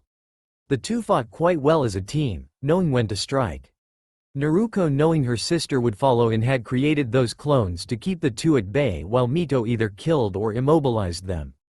The two enemy ninja made quick work of the clones but had been trapped by a shuriken and a kunai, thrown by Sasuke, that had been lodged in the middle of the chain connecting their two hands. Therefore Mito made quick work of them, slashing the hands that were connected to the chain. They didn't have much time to react as they screamed in pain at the now missing limb. Naruto watched all this silently, yawning. They were probably only chunin by the looks of it. Even if it was true that his taijutsu wasn't anything to marvel at, his ability to react or his speed weren't something to laugh at. If he'd have to say, he'd beat Guy in a battle of speed and sheer force, but Guy would topple him on sheer taijutsu technique. Soon Kakashi was back into view and smiled at his students, proud for the way they handled the situation. He then quickly got some information from the now no demon brothers and found out they were aiming for Tazuna. After getting a death glare from Kakashi, Tazuna had promised to explain everything to them once they were on the boat. Tazuna had kept to his word and revealed that he was indeed targeted by missing nins who were apparently hired by Gato, an underworld criminal who extorted people. Tazuna explained how Gato didn't want the bridge to be finished because that would basically cut them loose from the chains that bound them to make trade with him. After a careful deliberation and voting, they decided to continue the mission. They soon hit land and headed towards Tazuna's house. During this, however, Naruto sensed something in one of the bushes and threw a kunai only to scare a little white bunny. Seeing this, Tazuna and Sakura yelled at Naruto for scaring them when it was actually just a little bunny. However, the smarter ones from the group, meaning Naruto, Kakashi and Mito, had noticed that the so-called harmless animal had white fur when winter had passed, which was odd. This could mean one thing: he was a nin's pet animal for a replacement technique. Kakashi sensed the impending danger and warned the genins and their client. Heads down, Kakashi prompted Sakura to the ground while Sasuke did the same to Tazuna. Mito and Naruto also managed to dodge in time. The only one who hadn't dodged was Naruto. Instead, he chose a more direct approach. He caught the sword with his right hand, stopping it in tracks, making everyone's eyes widen in surprise. After a few moments passed, he had thrown it back from where it came, promptly sticking it in the tree. A tall man with short, spiky black hair, brown eyes and half of his face covered up in bandages was standing on the blade of the sword, glaring at Kakashi and Naruto. "Nice to have you join us, Momochi Zabuza, one of the former 7-7 swordsmen of the mist, now a missing nin." Kakashi pulled up his hiti to reveal his Sharingan. Copy ninja Hitaki Kakashi of Konoha, rumored to have copied over 1,000 jutsus with his Sharingan. "I will be honored to kill you," Zabuza said, getting down along with his sword and landed on the water surface, standing on top of it. Kakashi was about to order his genins to step down and protect Tazuna, however he was stopped by Naruto, who looked at Zabuza with a boring look on his face. It surprised Kakashi to see Naruto so relaxed while the others tensed further under the pressure. Yeah, swordsman of whatever, can we get this done with already? I have some important things to do," Naruto said while yawning to emphasize his point. Kakashi looked like Naruto had grown a third eye on his forehead. Didn't he know that this was a powerful enemy that he couldn't hope to measure up with? It was beyond impossible for him to fight Zabuza. A sudden mist enveloped the place and one couldn't see nor sense chakra in it by the looks of things. All but Naruto he could see clearly and also feel his chakra, because no matter how much you try you can't erase all chakra from your system that would kill you, as chakra is necessary to live. Naruto couldn't help but chuckle as he thought of a way to make up for the time he had lost. 8 points. A voice echoed within the mist. "What is it?" Sakura asked, dumbfounded. "The larynx, spine, jugular, lungs, liver, vein, collarbone and heart. Now which vital organ do you want to get struck at?" Zabuza asked, making the genin restless. Naruto and Mito tightened their grips on their kunais while Sasuke looked ready to commit suicide from the bloodlust, and Sakura was pretty much a statue with a kunai in her hand. Naruto finally got sick of waiting around and went for the assassin himself. "Eat this, Raiden." Reijuryuden no Jutsu, lit lighting style. Lighting water dragon bullet. Naruto created a big water dragon infused with lighting chakra to make sure Zabuza is stunned if he doesn't die, that is, and aimed it straight towards him. Kakashi watched as Naruto performed a jutsu with only a single hand sign and combined 2 elements. At this point he was beyond impressed. To have such a good mastery over elements, to be able to use them in tandem is something hard to do, if not downright impossible. The kid was a prodigy like no others. To be able to use such a jutsu without breaking a sweat would mean he has incredible chakra control and chakra reserves. Zabuza dodged the first attack of the water jutsu, but the damn thing kept homing on him and he was getting tired of running away. Zabuza then changed his plans from taking out first Kakashi to taking out the brat. He made some water clones to take care of the wannabe ninja. Naruto saw 2 water clones charging at him, ready to slash him to pieces. The normal eye wouldn't even see them get close to him, however to Naruto it seemed slow, it was like they were moving in slow motion. "Fine, want to play that way?" He inhaled deeply, then. Kaden. Gukaku no Jutsu. Lit fire style. Great fireball technique. A massive fireball the size of almost all the lake spew out of Naruto's mouth. Naruto had placed a bit of chakra in this and strengthened it with wind chakra, making it humongous in size. The clones were obliterated to nothingness, as was some of the landscape, unfortunately. Zabuza had managed to body switch with the poor rabbit, which was by the looks of it and size of the jutsu chart beyond recognition. Zabuza soon saw an opening and went in for the kill, swinging his sword with all his might. Little did he know that would be a fatal mistake. Naruto knew Zabuza was coming straight at him, therefore he turned and caught his sword in between two of his fingers. A smirk made its way across Naruto's face seeing Zabuza's look when he stopped his sword nonchalantly. Naruto acted quickly, grabbing his face and pounding him into the ground head first, making the nin lose his consciousness and a new crater. Naruto then began to suck off his chakra and add it to his quickly so he wasn't noticed by his teammates. However, he was stopped by two senbon striking Zabuza's neck in such a way that it looked like he was dead, the key word being looked as he was still alive. "Thank you for helping me kill him. I have been chasing Zabuza for a while now." A look-alike hunter nin made his presence known and slung Zabuza over his shoulder. "Why don't you cut his head here, Hunter Nin-san?" Naruto inquired, having a feeling that the one in front of him wasn't what he seemed to be, and he was proven correct because the next second the man body flicked, escaping with Zabuza, who was still alive.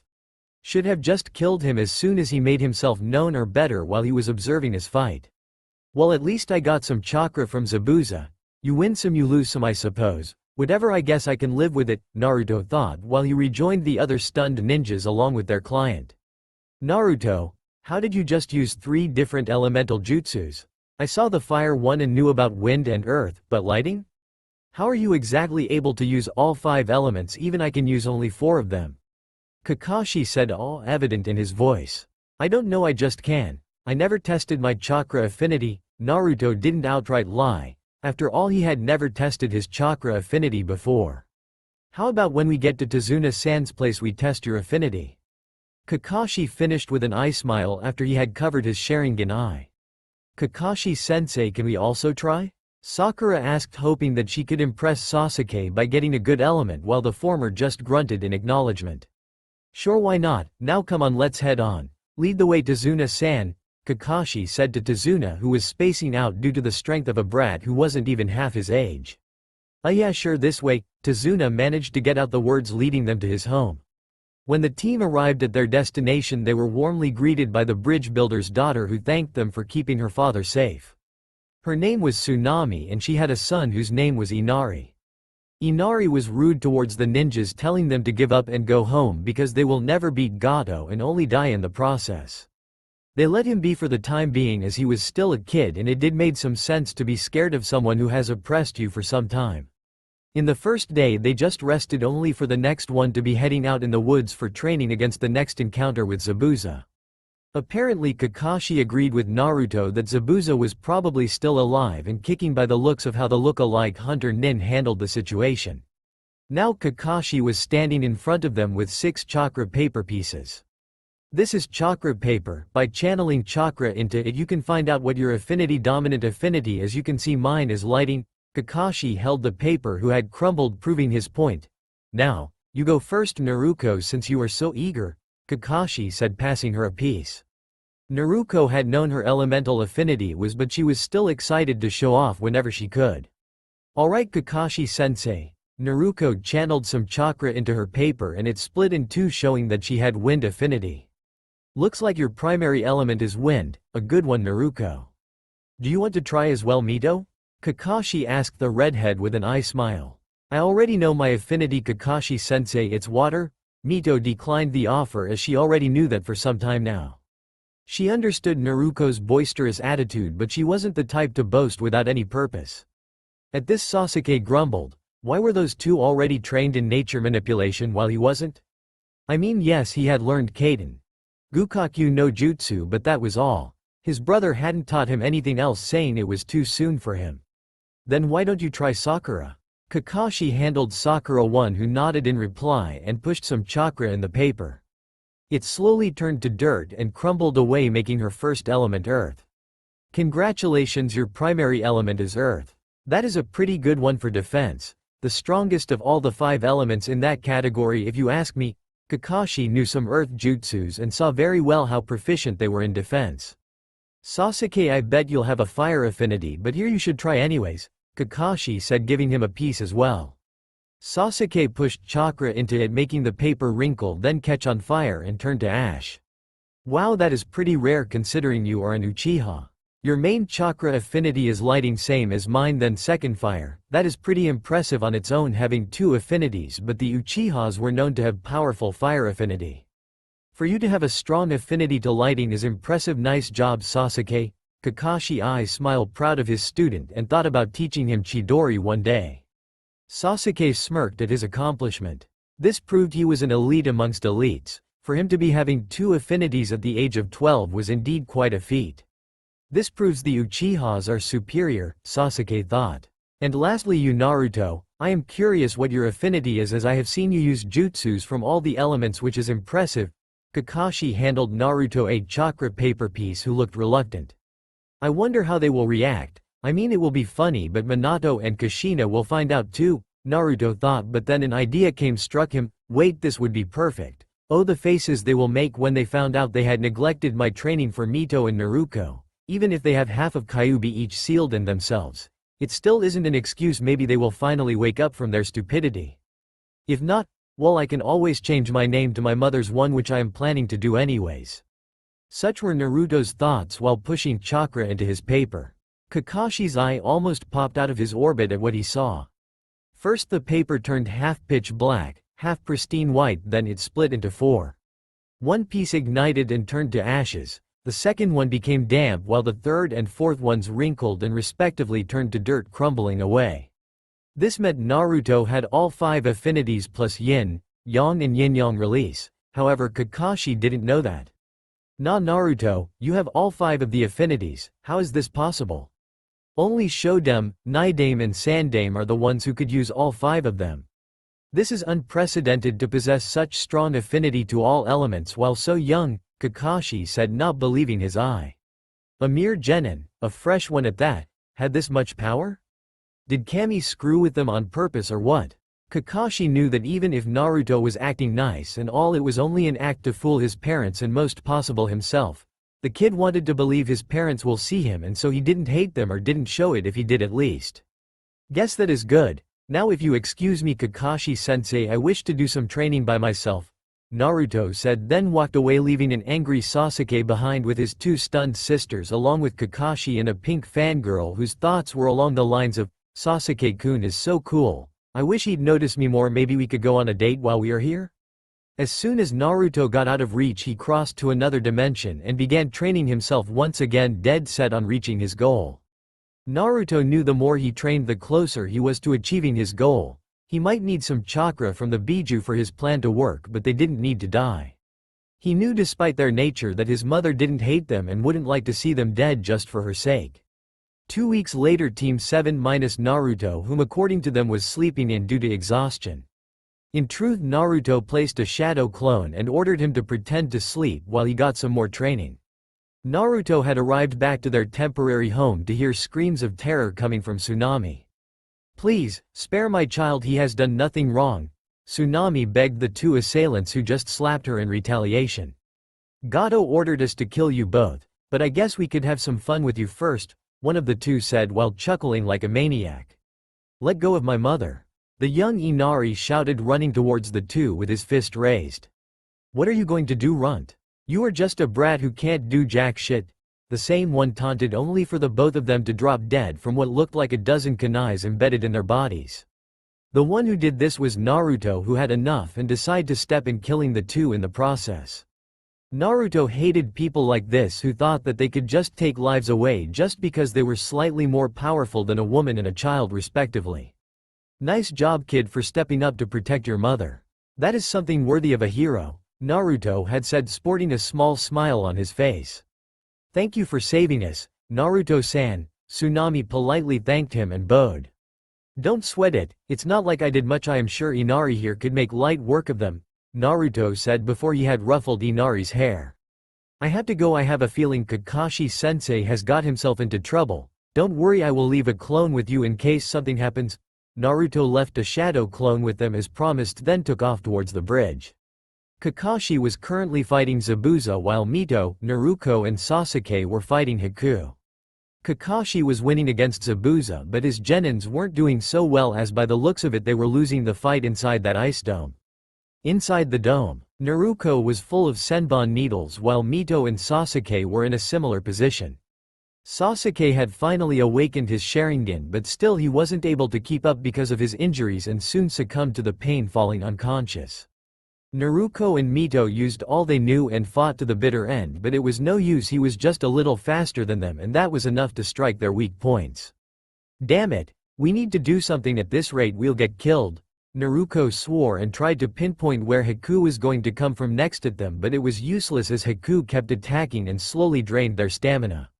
Then the mirrors were melted away, making Naruto and Mito sigh in relief, while Haku just looked towards the one who destroyed his ice mirrors with a look of defeat on his face. A few moments ago outside the dome, Naruto had just arrived at the bridge and noticed Kakashi fighting Zabuza, winning by the looks of it. Also he saw Team 7 - Sakura, who was guarding Tazuna, fight in what looked like an ice dome. I think I can destroy that with a lava release jutsu. Good thing that I researched some jutsus on it. Looks like it wasn't a waste of time after all, Naruto thought, making 3 shadow clones to attack from all sides so the mirrors are completely gone. Uten. Yukai no Jutsu, lit lava release. Melting apparition technique. All the clones plus Naruto had said simultaneously before lava spewed from their mouths, melting the ice away.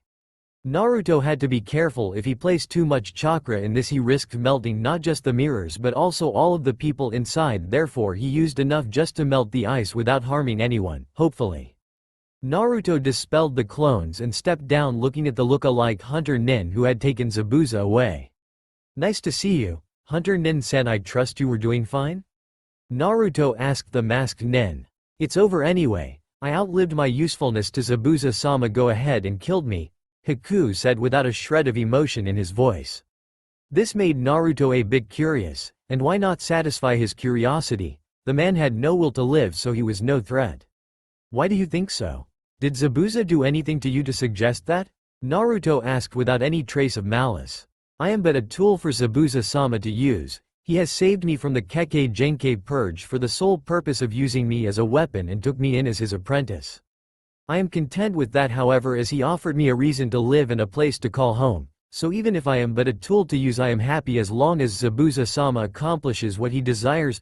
Haku finished, making Naruto massage his forehead in frustration. By the looks of it, Zabuza actually cared about him. Naruto, despite wanting to drain both their chakra for his own gain, knew in the end it would barely amount to 1 hour, 2 tops of his training. Now he wasn't by any means like his father, who believed that peace was achievable by only means of love. He knew that for peace there was the need of a power figure who would force them to keep up the path of war, even if he or she was viewed as the villain. That said, he didn't slaughter just everyone. If he could and they deserved, he'd spare them. That is what he thought was right. Now if someone with untrained eyes would look at this scene, they'd certainly say that Haku deserved to die along with Zabuza. Naruto wasn't someone like that. He knew that the Hunter Nin look-alike targeted only non-lethal spots on his teammates, that gave him points in his book. As for Zabuza, Naruto knew that Zabuza wasn't working for Gato for nothing. He had a purpose, and by what this boy said had proven him that Zabuza was actually trying to accomplish something, not only kill people for the money and fame. As for what Zabuza wanted, by what he had heard, it made him reach the conclusion that Zabuza was trying to amass an army to overthrow the current Mizukage because of the blood purges. Naruto ultimately decided to spare them only for Kakashi to aim a Chidori-infused arm at the currently pinned Zabuza, making Haku jump in front of it to take the blow. Naruto sighed. When he actually decided to spare someone, Kakashi decides to kill the said person. Why was Kami fucking with him, making him do extra work just because Kakashi's recklessness? Naruto vanished just before Chidori had touched Haku, effectively pushing his arm into the ground, saving the two. Kakashi had a hard time understanding what was happening. First the Hunter Nin who was with Zabuza had jumped in front of his Chidori, now Naruto had moved faster than he could see with his Sharingan and deflected his Chidori, saving them. This was really a bad day for Kakashi. He hadn't got to read any of his porn literature, now he almost killed a kid. Why? Haku asked, not understanding why he would save an enemy. Why what? Naruto asked, playing dumb. Why did you save me? Haku asked, dumbfounded. He was their enemy, he was supposed to kill them, yet he was saving them. Why? Why would he do that? He wanted to know. Simple, you aren't that bad, so I have no reason to kill you. Besides, if I wanted to kill you, I would have done it when we fought the first time, Naruto said, making Zabuza grumble something in annoyance and Kakashi look at him with a curious look in his eye. It wouldn't have been hard for me to cut Zabuza's head with his pretty sword while he was out, however I had different purpose then. What matters is that you live. Oh, and for fuck's sake, Zabuza, man up and tell the kid you don't see him as a weapon. Naruto added his 2 cents, making Haku go wide-eyed and turn to look at his master. Is that true, Zabuza-sama? Haku asked incredulously. Damn right it is, Haku. I only did it at first because I thought you wouldn't believe me if I said I only took you in because I wanted to help you. Zabuza finished, finally getting the impulse he needed to tell him the truth. Thank you, but I will still protect you no matter what, Zabuza-sama, Haku had said, effectively making Zabuza sigh and give a nod of confirmation. Looks like I was right, you are going to betray me after all, a voice said, making everyone turn to see Gato and his army standing at ready with weapons. Good think I decided to betray you first. As of now our contract is null. Kill them boys, Gato ordered, which was followed by a yes boss from what looked like the leader of the army. Zabuza, lend me that sword, will you? I want to improve my kenjutsu and they'd make great targets for improvement, Naruto said with a gleam in his eyes like it was Christmas Eve. Zabuza complied and handed him his massive sword. Kakashi-sensei, you and the others please don't interfere, I have some training to do. Naruto then ran towards the crowd with his sword ready to cleave their limbs and heads. With this many I will get a lot of chakra by sucking it off from them. Even if it is in relatively small doses, their numbers are pretty high and it should bring me closer. They don't need chakra anyway by the looks of it, since their heads won't stay attached to their bodies for long, Naruto thought while slashing through the thugs, but also making sure to absorb every bit of chakra from them, then slash them in two or at their vitals to make it look like they died from that and not by having their chakra sucked from them. Meanwhile, Naruto and Mito had recovered and went to see what the commotion was about, leaving Sasuke and Tazuna in Sakura's care. They arrived to see Zabuza, their sensei, and Haku watch as Naruto brutally killed all of the men, compromising the small army. The two approached wary of the demon of the mist and his apprentice. Kakashi-sensei, what happened here? Mito asked, trying to understand the situation, keyword trying. Well, Gato has terminated Zabuza's contract, so they are now officially not our enemies anymore, Kakashi said with an eye smile, making Naruto smile, and Mito looked skeptic but accepted the explanation nonetheless. Now about Naruto, well, he said he wants to practice some of his kenjutsu and decided to choose his opponents as that army. As you can see, he is doing quite well as half of them are already dead. Kakashi finished with screams as background noise and someone saying something like, please no, I will give you everything you want, just spare me, but he shrugged it off. After a few more minutes they were joined by the villagers, who had apparently formed a small army trying to fend off Gato, but Naruto beat them to it by the looks of it. Kakashi had explained what happened to them and they nodded, watching silently as Naruto finished the remaining ones. Kakashi was impressed to see Naruto kill without much remorse, almost enjoying it by the looks of it. After a couple more minutes. Now that was refreshing, Naruto said with a big grin and looked at Zabuza, throwing him his sword back. I can understand why you love that sword so much, it cuts through flesh like butter, Naruto said, earning him a small thumbs up from Zabuza. Anytime, kid. Now if you excuse us we'll have to go now, Zabuza said, preparing to leave only to be stopped by Naruto. Oh no you don't. You will come back to Konoha until the whole Mizukage ordeal is done. Before you say anything I can put you in a genjutsu and drag you back, your choice, Naruto said with a big grin, daring him to try leaving. Fine, but how can you guarantee us we will be safe? Zabuza asked, not quite seeing how a kid, even if powerful as heck, being able to influence the Hokage into accepting 2 missing nin in their village. Oh, don't worry about that, Zabuza-san, I think Otou-san won't have any problem with you staying in the village. You will get lucky if you stay a civilian, most likely he'll make you a Junin and Haku a Chunin. Datbeo, Naruto said, confident in her assumption.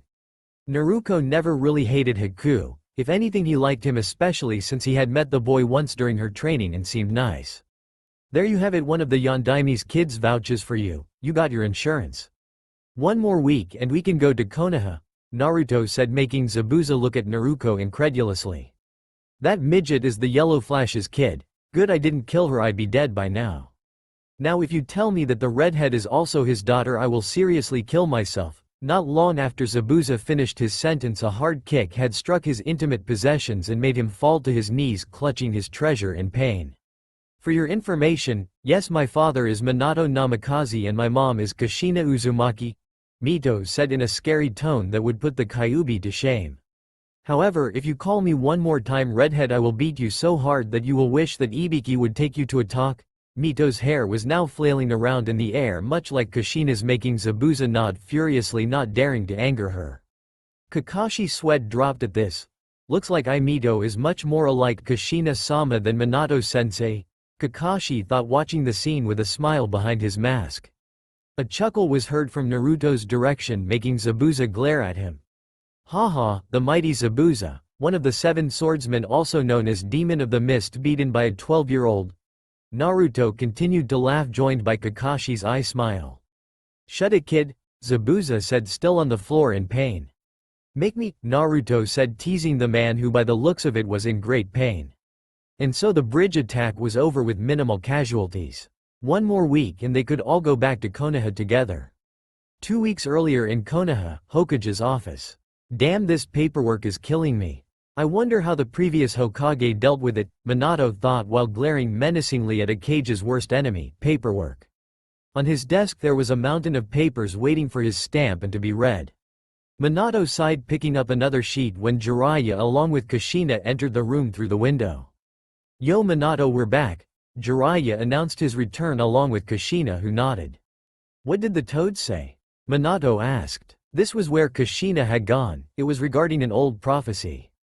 This was first revealed to them when the girls were 4. Apparently Jiraiya and the elder toad think that they are the 2 children of prophecy that shall either destroy or save the world. Jiraiya looked at the Minato with serious eyes. They will need to get stronger. I know you won't like this. The man looked at the 2, knowing how what he was going to say would sound to them. We should train them more, however a good thing to have would be Mokuton. Jiraiya finished, making Kushina and Minato look at him suspiciously. What do you mean? Minato asked, having a bad feeling about what is to come. It would be great if we could somehow extract Naruto's Kekkei Genkai and give them to those 2. It would be possible by taking some cells from him. I don't know how it will affect him though, as the number is quite high for Naruto and Mito to use the wood release properly. Either that or we need an almost perfect mix like Tenzo's one. Jiraiya finished his theory. He wasn't a medic nin, so he didn't know that much about genetics and the like. He would need to talk to Tsunade about that. Alright, we'll do it. Some cells taken from him won't kill him, Minato said in a carefree tone. After all, it is just a bit of blood, it couldn't hurt him much, right? Great, I will talk to Tsunade when the kids arrive back, Jiraiya said before breaking into perverted giggles. Now I have some research to do, he said, heading straight for a bathhouse. Minato's sweat dropped at his teacher's antics while Kushina looked ready to beat the crap out of Jiraiya for his perverted nature. Luckily he left before she had lost it. Are you sure that's wise, Minato? Naruto will hate us for it most likely, Kushina said, having a bad feeling about this plan. Don't worry, it will be fine. He will understand, it's for the better good, Minato reassured his wife, who nodded reluctantly, still unable to shake off that bad feeling. None would know how the decision taken that day would affect their future, but they would soon find out and won't like it. Team 7 along with Naruto, Haku and Zabuza had finally arrived at Konoha and were now currently in front of the gates. Zabuza and Haku didn't know what to expect. They were missing nin, therefore they could just be killed or sold back to their original country, but for now they had faith in Naruto and Kakashi's words. We are finally back, Naruto said, making all of the ones present sweat drop at the girls' antics. Come on. Let's report to Minato-sensei about this.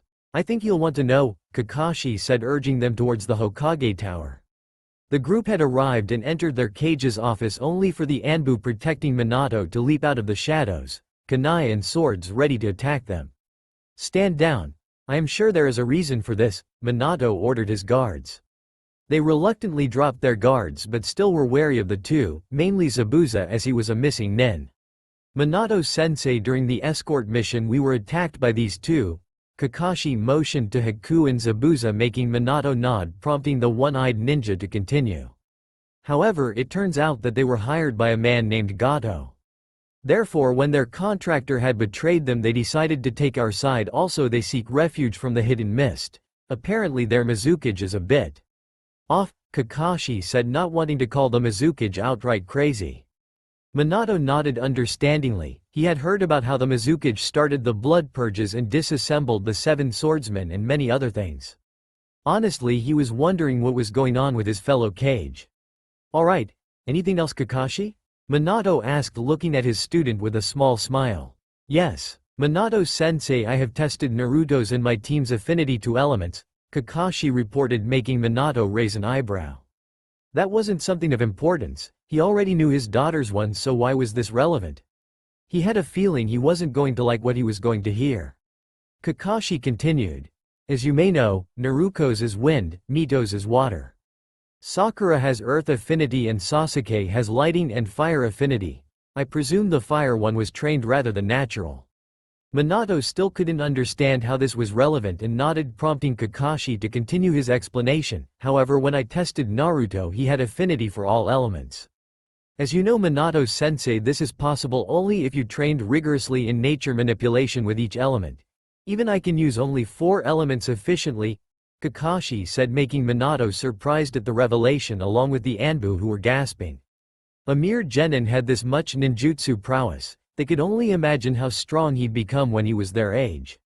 Not the reaction I was hoping for. I guess he can control his emotions pretty good.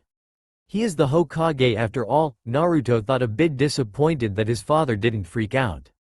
Now came the true test. What will he say? Will he acknowledge him finally or throw him aside like he usually did in favor for his sisters? Naruto, I am glad to see you've trained well, Minato said impassively without much emotion in his voice. Anyway, let's move on to more pressing matters. I will make Zabuza a probationary Junin if he passes Inoichi's evaluation, and you. He looked at the boy waiting for him to introduce himself. He didn't have to wait for long as he stepped in front, slightly bowing. My name is Haku. I am Zabuza-sama's apprentice, Haku said, making the Hokage nod in understanding. The same goes for you, only that you will start as a Chunin. I assume he is at least at that level, Kakashi? Kakashi nodded in confirmation. Good then, come back later to get your pay. Also, this mission will be labeled as an A- rank. You two go to Inoichi for your checkup. Kakashi, you lead them there. The rest of you are dismissed, Minato said, watching as Team 7, Naruto plus the 2 missing nin left. A sigh could be heard in the office a couple of minutes after they had left. You can come in now, Jiraiya, Minato said. So the kid is able to use all 5 elements. Well, that is impressive, but that doesn't change anything. You know that, right? Jiraiya asked after he had entered in through the window. I know. Can you please call Tsunade here? Tell her to come immediately, we'll talk about what needs to be done, Minato said without a shred of emotion. For him this had to be done, and if he needed to sacrifice his son's career or even life to save the village and the world itself, then it was a small price to pay. Jiraiya nodded in understanding, leaving to look for Tsunade, and hopefully she will accept to do it, otherwise they'd need to find someone else. With Naruto. Naruto was currently training in the ice dimension, trying to improve as best as he can. After they had left, they split. Naruto went to a training ground, checking if anyone followed him or if anyone was around. Feeling satisfied with his findings, meaning no one had followed him or was watching him, he opened a rift in space and went through it, thus arriving where he was now. He had been here for a couple of hours trying to improve either his chakra or his taijutsu, practicing different stances, blocks, kicks and combos. However, something was eating at his mind. Why was Jiraiya outside the room listening in their conversation? He couldn't comprehend the reason after thinking hard about it. Why was that pervert listening on us? What could he gain? Minato tells him most of the things anyway. There has to be a reason for this, Naruto thought, accidentally destroying some of the landscape by putting too much chakra in a lava jutsu. Seeing the damage, Naruto swiped his hand and it was back the way it was. Also, something that he had decided after speaking with Minato was that even after finding out that his son was a prodigy, he still ignored him, so he will proceed in doing the same with them as well. This was their last chance. Even if he knew that Minato wasn't all the family, he had seen enough to know that Kushina will have the same reaction.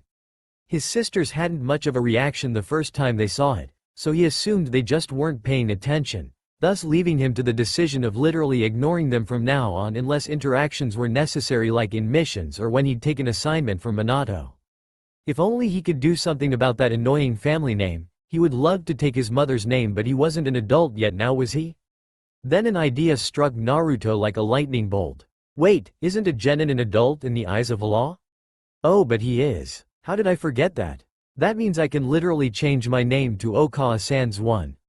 Well, this should serve them right. After all, they acted like I never existed most of the times, so it's only right that I leave my so-called family. I wonder if any one of them will recognize the name.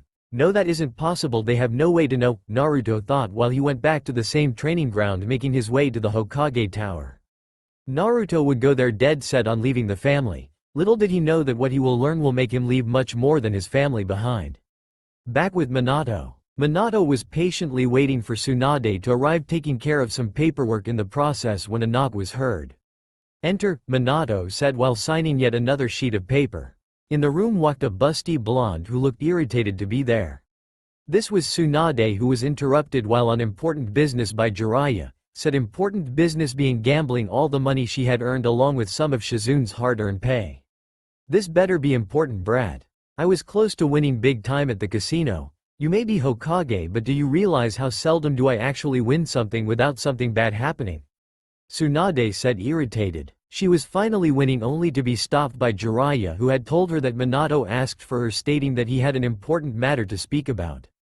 Now, calm down, Tsunade. You will find out that this is indeed something important, as I have told you, Jiraiya said, jumping in through the window.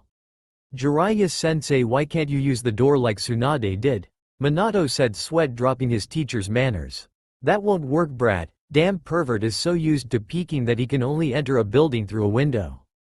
It's not something that can be corrected anymore, Tsunade said, glaring daggers at the toad sage. What do you mean can't be corrected anymore? I am not an animal of some sorts.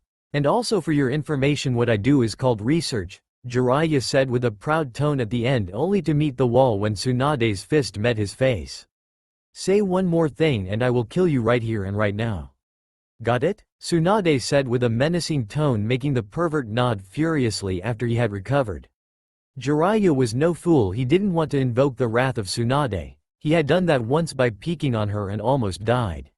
Meanwhile, Minato's sweat dropped, laughing dryly at the two's antics. Leaving that aside, Tsunade, I have called you here because I have a favor to ask of you, Minato said with a serious tone, looking at Tsunade. Fine, I will only hear it and decide if I will do it afterwards, Tsunade said, knowing very well not to say yes to a favor before even listening to it. Knowing Minato, it could either be something mundane or something incredibly difficult, damn near impossible. Me, Jiraiya and Kushina have talked and decided that we want you to help us give the Mokuton to Naruto and Mito, Minato said with Jiraiya nodding, now completely serious.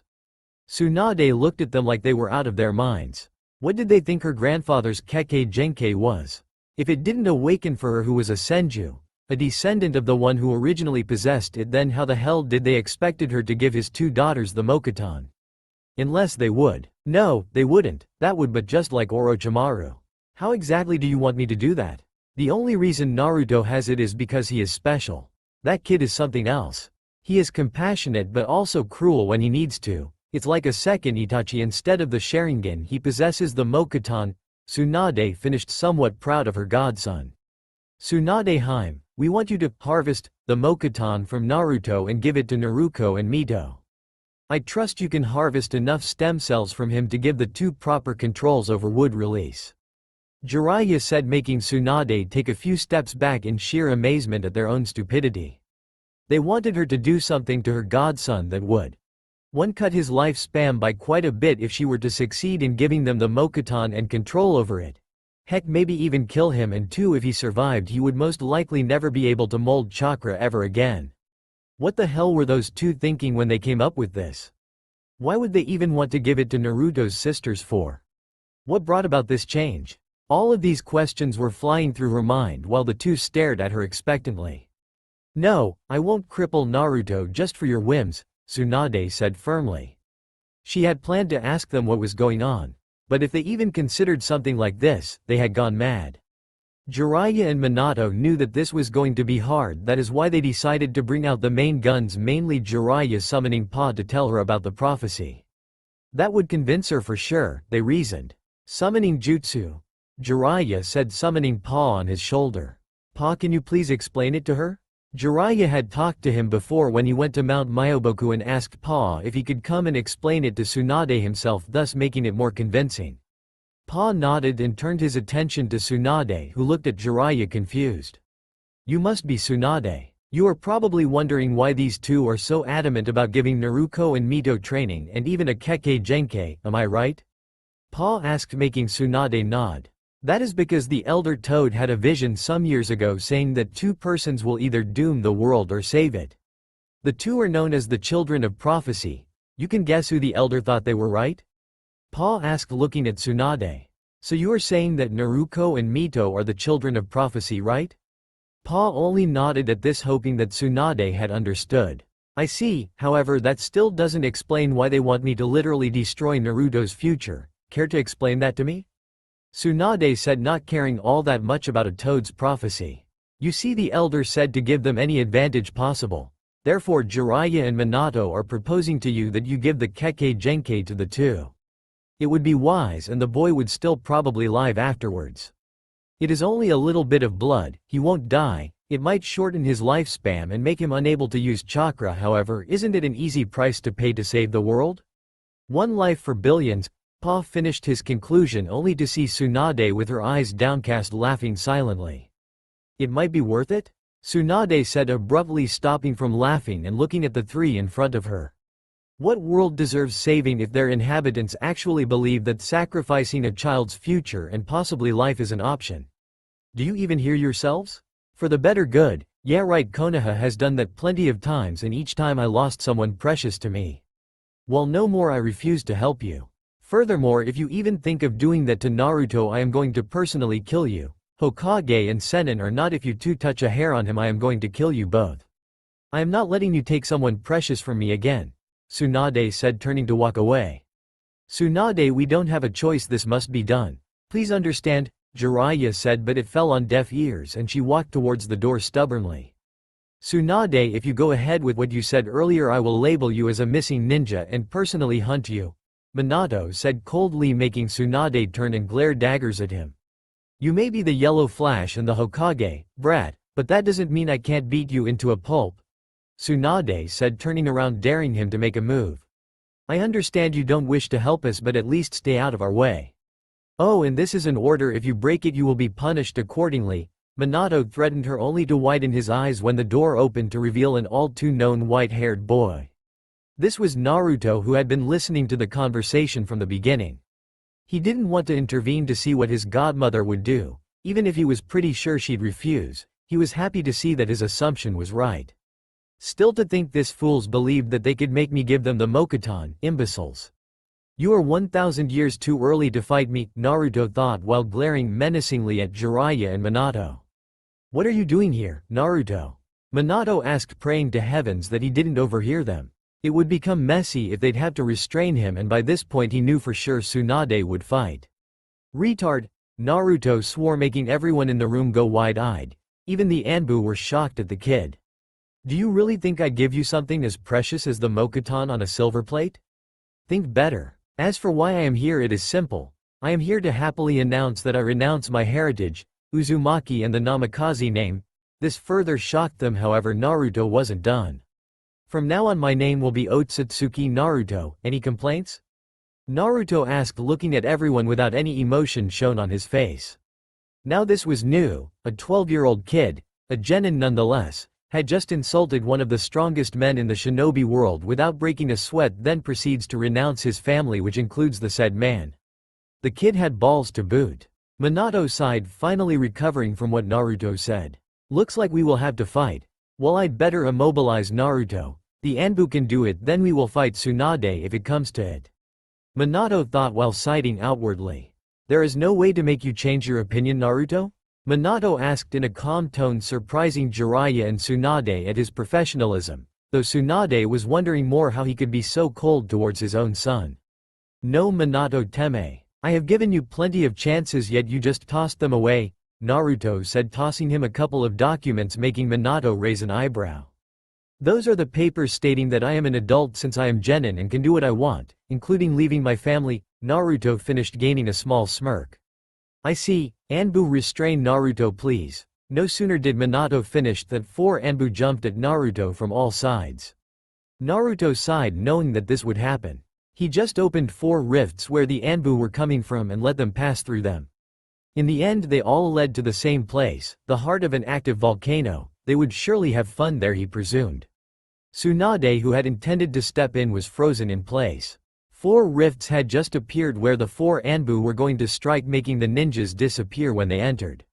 Minato, Jiraiya and Pa were on alert. Minato and Jiraiya because they had never seen something like this, and were never told that Naruto could do this, while Pa's whole body screamed at him to run away and never look back. "Well, I suggest you stop attacking unless you have more Anbu to spare, then I'd be happy to help you get rid of the unneeded ones if you keep them coming," Naruto said with a big grin on his face. "Damn it, how is this possible? No matter, Jiraiya-sensei, we need to subdue Naruto," Minato said, looking at Jiraiya, who nodded. "Jiraiya, this is a bad idea. The kid over there has massive chakra. More strangely is that chakra is silvery by the looks of it. The only one who is said to have silver chakra is the Rikudo Sennin. Besides, this kid just used time-space jutsu like it was nothing. Something is wrong here," Pa said, having a feeling there is more to Naruto than he seemed at first. Minato, however, chose to discard that warning and threw a kunai aimed right at his hearth and teleported on it using Hiraishin no Jutsu, lit flying thunder god technique.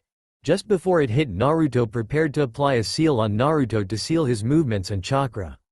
Minato, thinking he had won this with his speed, smirked. However, he was surprised to see Naruto punching him straight in the gut, blasting him into the wall.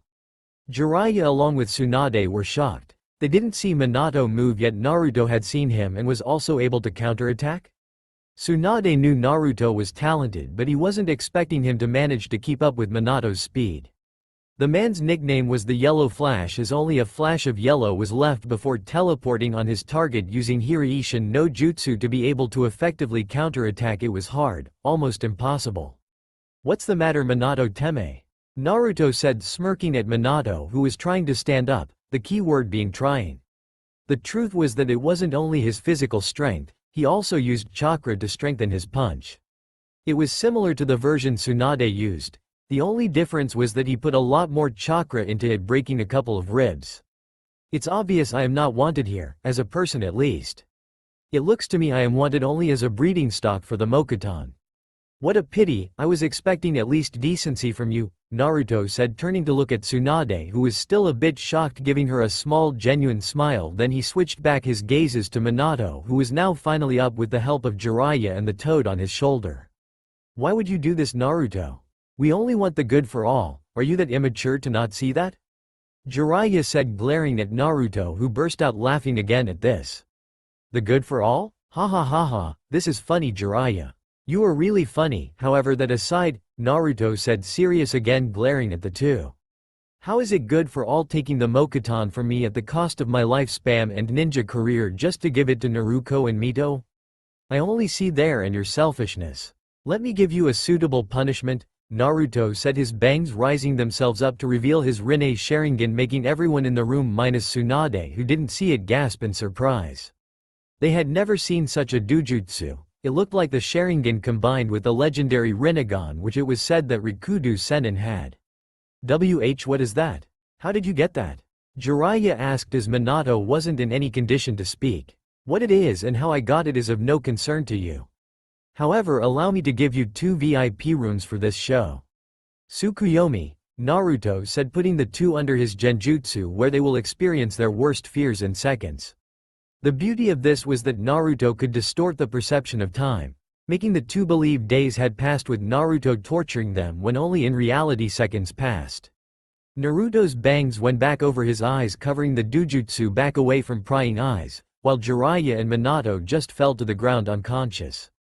Naruto surmounted that they would be like that for at least a day or 2 before they wake up. They should thank him that he didn't rip them to shreds after what they were going to do.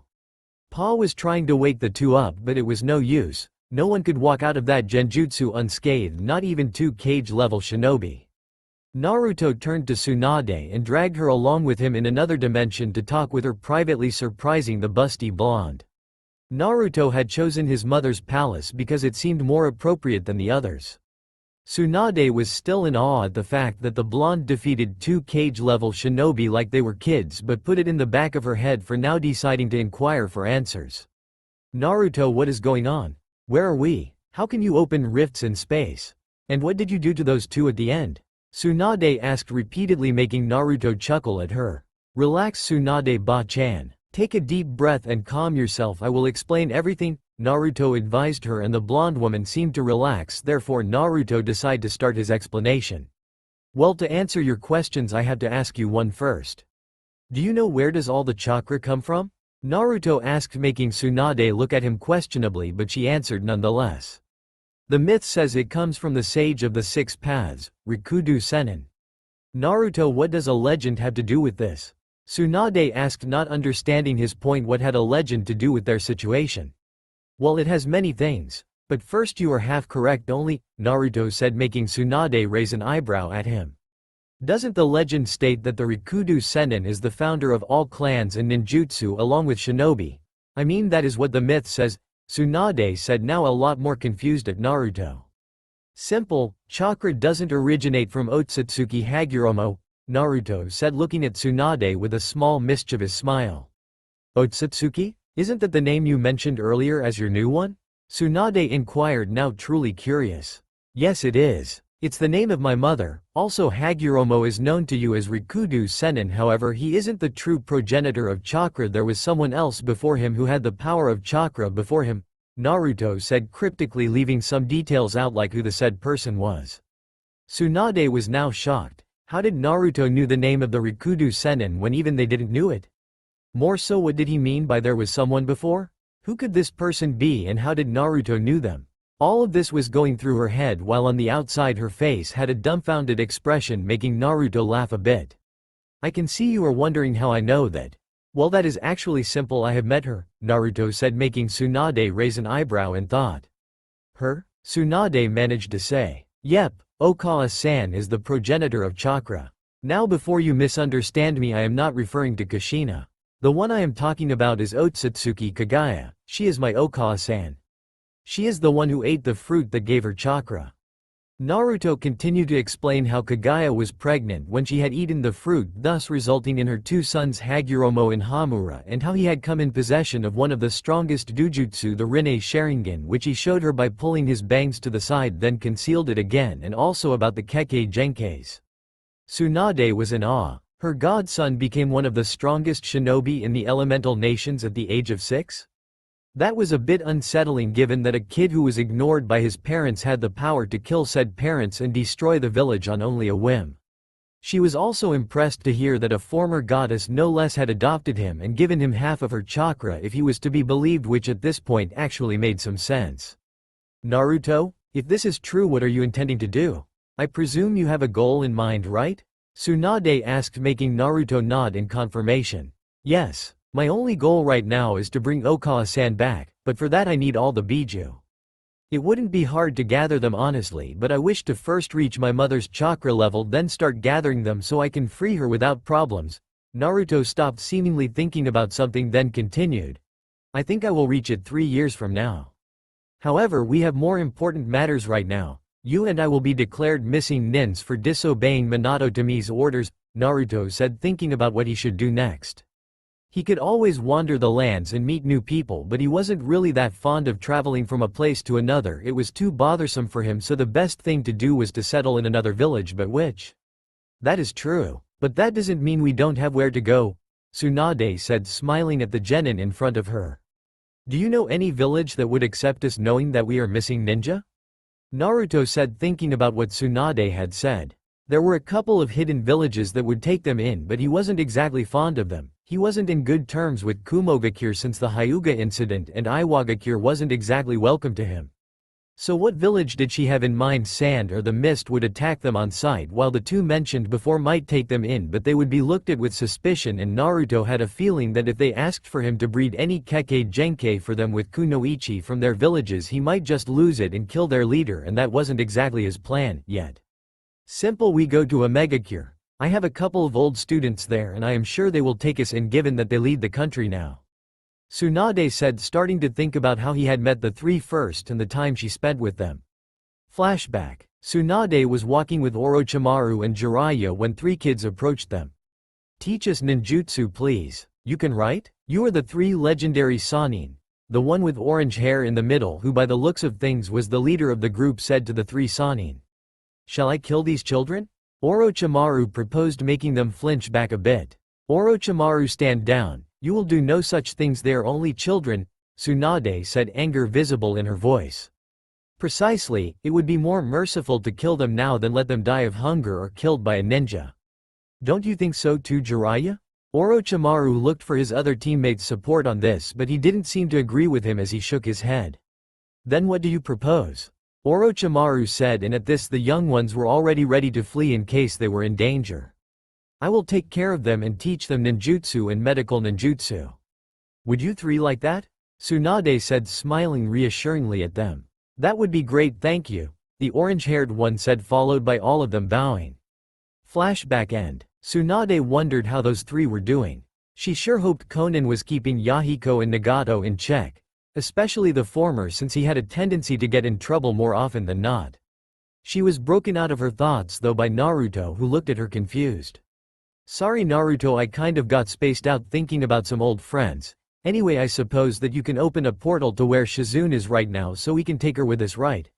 I don't want to leave her alone in the village. I am afraid that Minato might try to use her as leverage to bring me back," Tsunade said, expecting the worst out of Minato at this point. And honestly, how could she not? After all, what kind of parent attacks his son after neglecting him for almost all of his life? More so attacking him so he can take something that he had been given as a gift from someone Naruto considered as his true mother. No wonder the kid retailed hard against him. "Sure, where is she now?" Naruto asked, looking at his godmother. "She should be at the hospital," Tsunade said, thinking about how would Naruto get to Shizune without anyone noticing him. "I will come back in a minute, wait here," Naruto said, a black rip in the space forming itself, allowing Naruto to pass through. Tsunade wasn't sure what Naruto was planning, but she was pretty sure that he could handle himself just fine with his power. Speaking of which, it was kind of hard to believe that her godson actually was most probably the strongest one alive. However, he had made sure to point out that his mother was stronger than he currently was, and at the beginning he only had half of her chakra, now being about 4/5 of his mother's chakra reserves, which was impressive.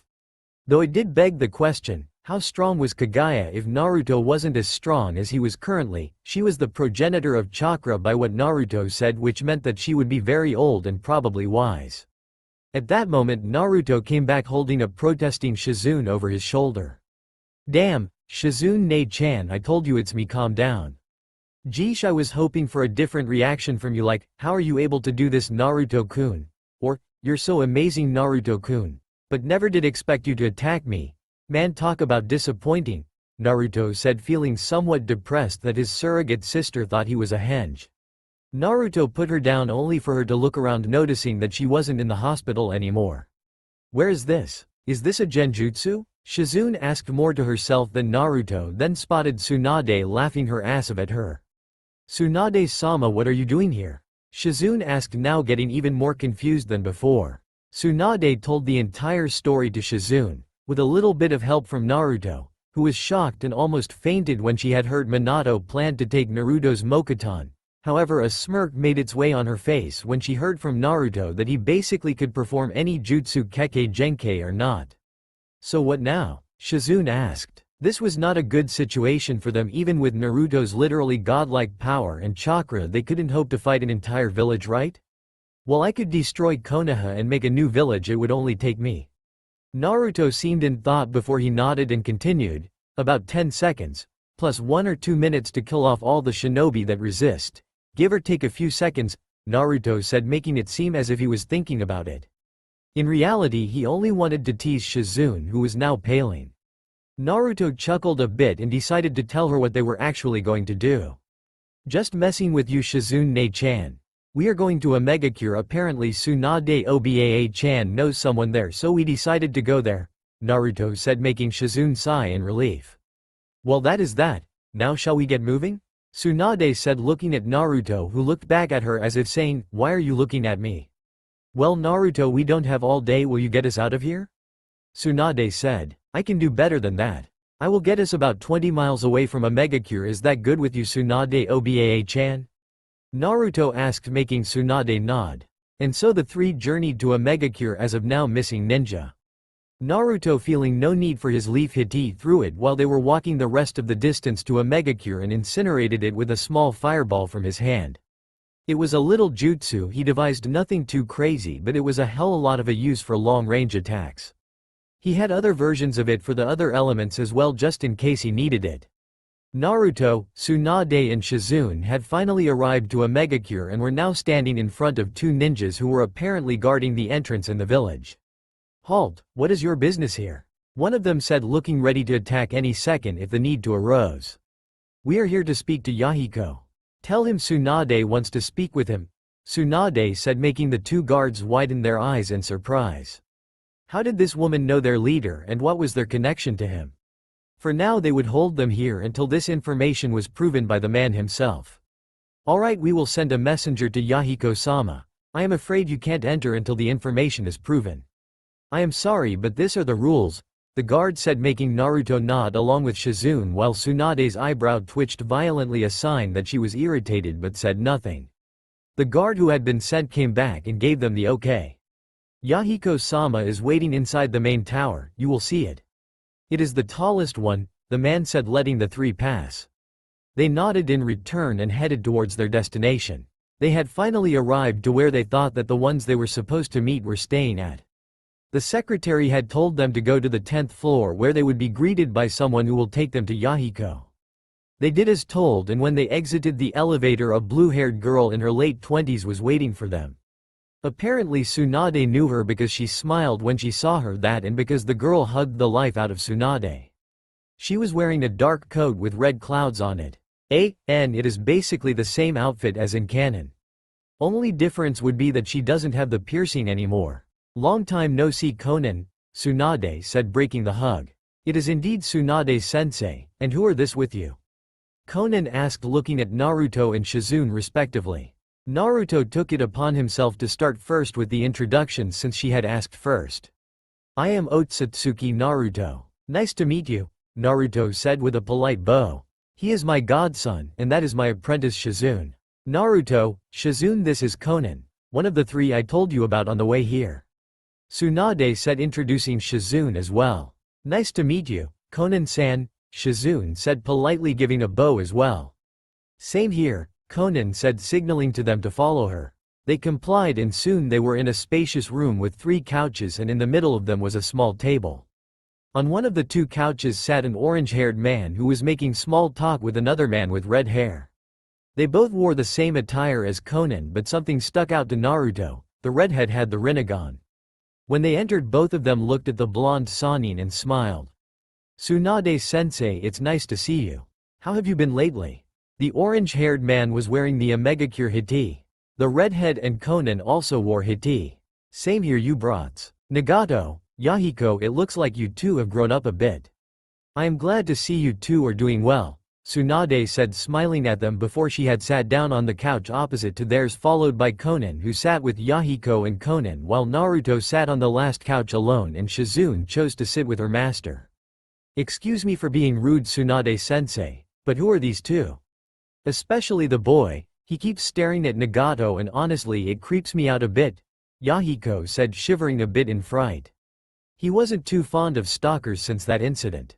Nagato, however, seemed impassive, as he either didn't care, either he chose to ignore Naruto's stare. It didn't really matter all that much. Why does he have the Rinnegan? Did the Uzumaki and Uchiha mix some time ago? It is possible, but quite improbable, and also awakening it is another matter.